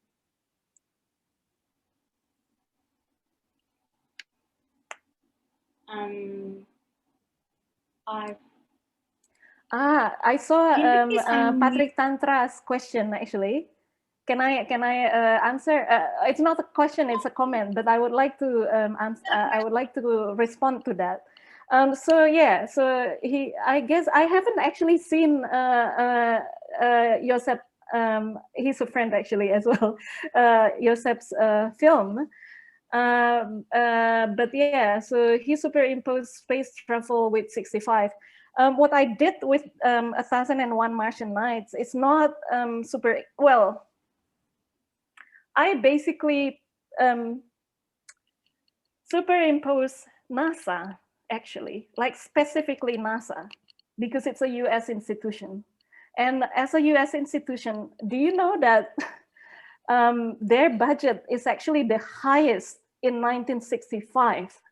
So while people were being killed in Indonesia, you know, they were looking outwards and onwards, basically, right? And yeah, and so that's the reason why I you know chose to use NASA footage as well, and you know, like it's the year actually, again, that thing in common basically. Okay. So to Jong. Oh, and Mikhail can you please responded. unmute Sorry. yourself? Oh, okay. Do you want to read out the question, Tintin, then? This is from Jongok. Yeah. Thank you, Jongok. I just wanted to say it is an extremely great opportunity to explore your works from earlier period because like others, perhaps, I'm also familiar with border and identity issue, but then now I understand better where your recent conceptual approach came from. Thank you, Jongok. Yeah, I mean, I was actually, when Santi came to me, and Santi, like from the times we met, of course, Santi always said, Tintin, I love your old, I mean, I'm just like, they're old, you know, like, but I try to be open. But yeah, thank you, Santi, and thank you, Jongok, for that comment. Nuraini. Okay, so in the webpage, Nuraini found an artwork that with the title "Fallen" that is that related to what what I talked before about identity, and yeah, I think for me identity is actually part of the border. It's border is the overarching theme, right? And identity is actually made by borders. We identify with something after a border is made, actually.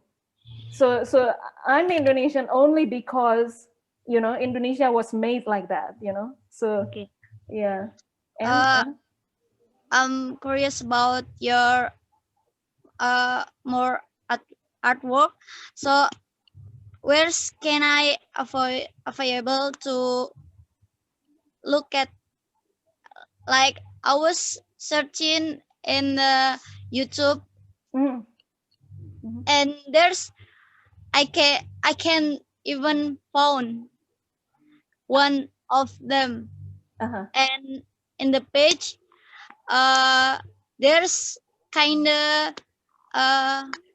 ambigu, right? Like there's not full of your artwork, and it's make me kind of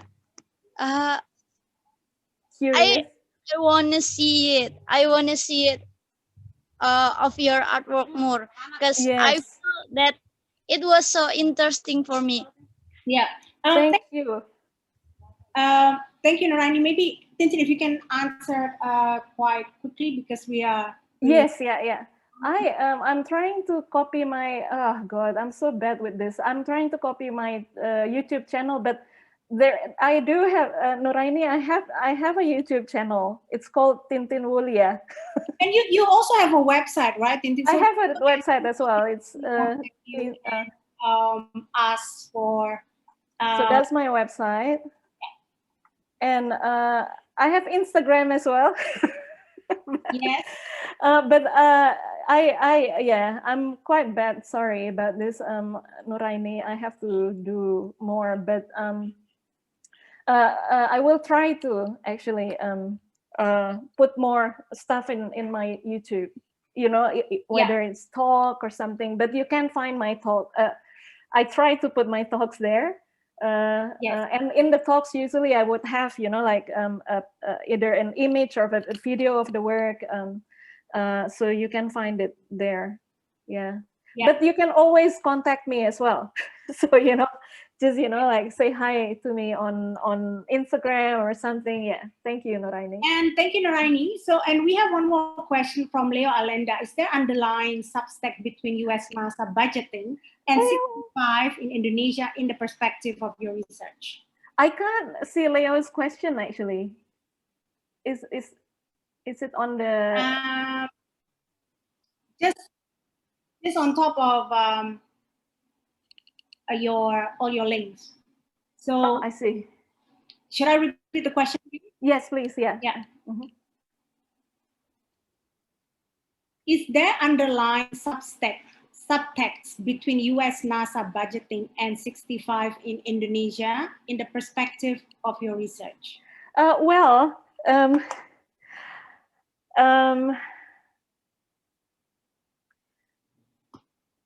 That's a very interesting question. Thank you, Leo. Leo, I haven't seen you for a long time. Thank you so much for being here. And I miss you.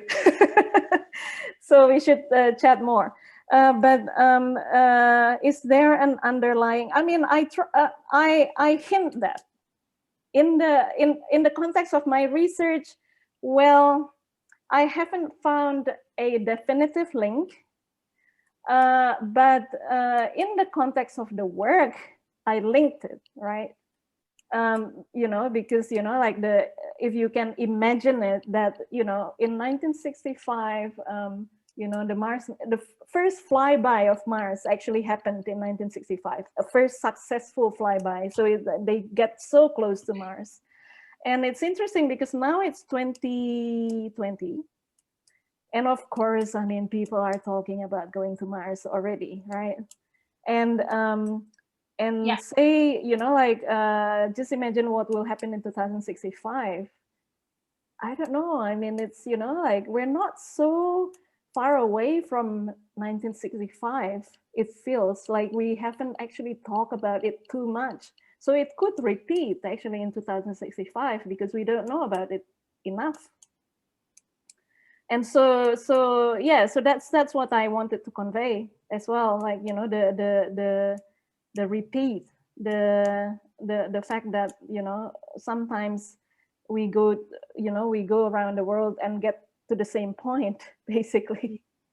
So yeah, yeah. But I'll think about that question again, Leo. I think we need to have a conversation, a more further conversation. But yeah, it's great. Thank you. Thank you, Leo. So one final question, Tintin. You were born and grew up in Indonesia. You've been living in Australia for the past 17 years now, and now you also live in Sweden for the last couple of years. And throughout your career, you have also lived and worked in other countries for at least, you know, a different period of time. Do you identify with the home country? Oh, okay. I was, do I identify with the home country? Yeah. Well, okay. I moved to Australia in, well, I didn't really, like, I never completely moved to Australia, I guess. But, you know, I do feel that Australia is home. And of course, as I mentioned before, in 2003, the first time I talked about 1965 in public, and it was just a phrase that I said. So, and it's you know, in public meant like 10 of my friends that I knew since a decade by then, you know. And it was lunch, I remember, and I was we were reminiscing about Suharto, like we do. And we were like, oh, well, you know, remember the Suharto period where, you know, like he would just, you know, kidnap students. And then, oh yeah, that was, you know, like really bad times. And then I just blurted out, and I didn't think of it. I was like, yeah, and my grandfather was taken away in 1965, and I had to keep it a secret. And at that point, I felt, you know, like I was sweating, my heart goes really fast, and it was I was so afraid that someone actually was going to kill me right then, which is really abnormal. I think it was an abnormal reaction. And so that's why also I was like, okay, this is not normal. This is, you know, I have to think about this. But that actually happened, I think, because I got the announcement that, okay, your permanent residency in Australia is granted, right? So I felt safer. So I can say that Australia is home to a certain extent to me. But also, you know, like when you come from a household, whatever the household is, right, or was, you feel some kind of an attachment with that household. It's where you come from, basically. But actually, maybe I should just close this with saying that I'm actually, you know, like, I'm actually the most international artist in the universe. And with that, with that, I'll share you something. I'll share you something with you. And it's actually a bonus clip for all of you who have stayed until now. Thank you so much. This So long. it's a very short. Wait, where is it? Okay, here you go. It's a very short. Can you see what I'm sharing here? It's a very short clip. Oh, wait. When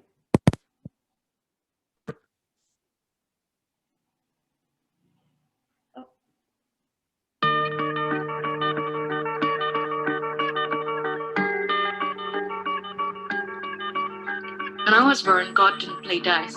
He saw all the possibilities and created parallel universes. In each of them, I was born at exactly the same place on Earth, but in a different time, and so I had a different citizenship. In one, I was born 100 years earlier, and I was a Dutch East Indian. In another one, I was born 30 years earlier, and the Japanese won the war, so I became a Japanese East Indian. In this one, I was born 5 centuries after the invention of the printing press, which gave birth to the internet. Thanks to the Reformation, I can be an artist, and the internet allows me to collect passports from all the existing countries on Earth. I have 140 passports right now. Doesn't that make me the most international artist in this universe?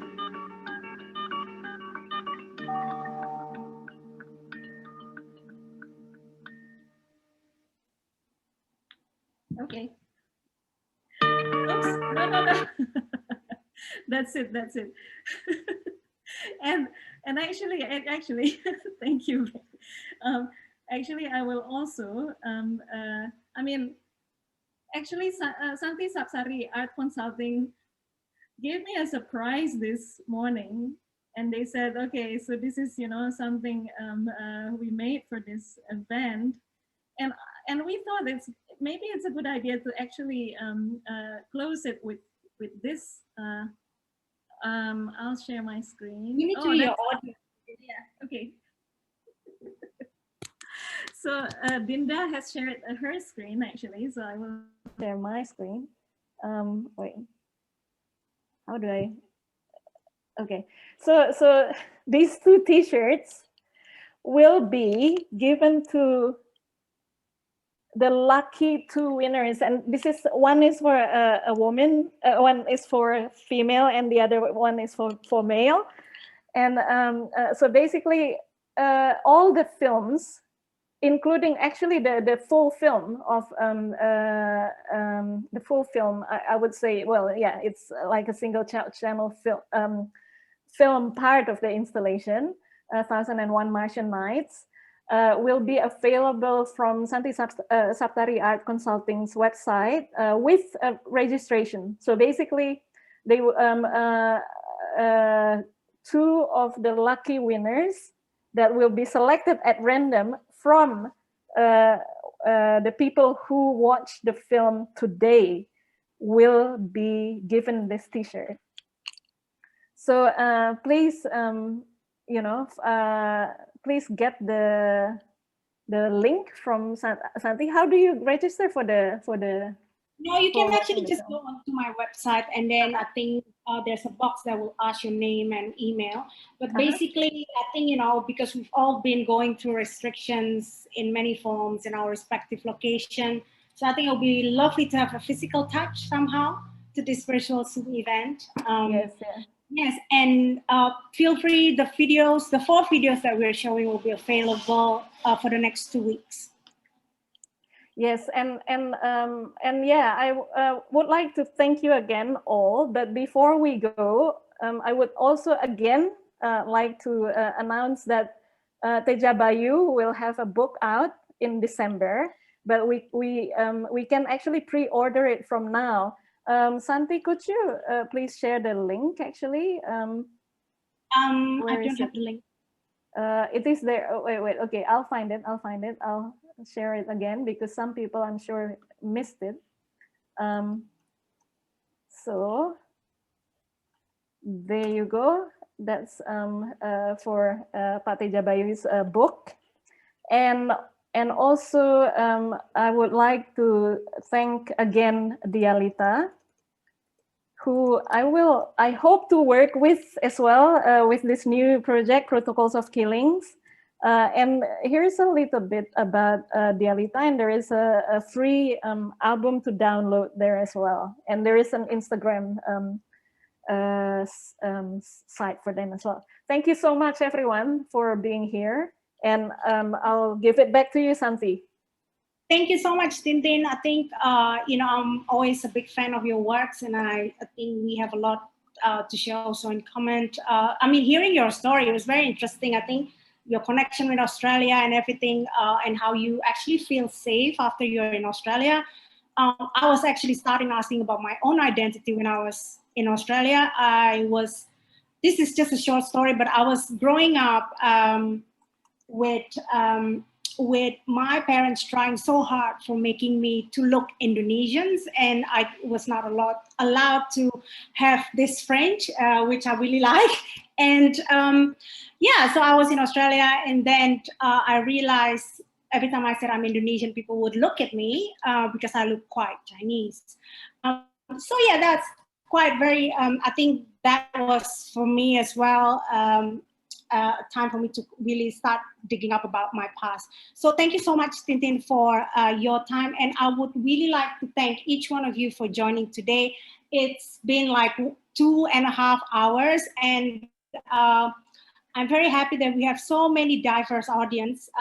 And if you like to see the videos again, they are available on my website. And also I would like to thank our special guests, ibu-ibu dari Dialita Group, Bapak Teja Bayu, Ibu Hersi Setiawan, Ibu Ita Fatia Nadia, Ibu Ratikala Bre Aditya, Bapak Ari Ormai, sorry Bapak, and then 1965 Setiap Hari dan Sakya. Thank you again for joining, and I hope to see you in our next program. Oh, there is a question from Not Tom to everyone. How to get the t-shirt again? Sign up. I actually so basically, you should have a look at my website, santisaptari.com. Please view the video again, and then we will choose 2 people that are viewing it today, 1 male, 1 female. And we will be in touch with you. Yes, we'll be in touch with you. Okay, great. Oh my God, so exciting. I wish I can have the t-shirt. My team as well, who's been doing an amazing job. So, yeah, and thank you. Damang and Dinda and Santi. Thank you. Thanks, everyone. Thank you.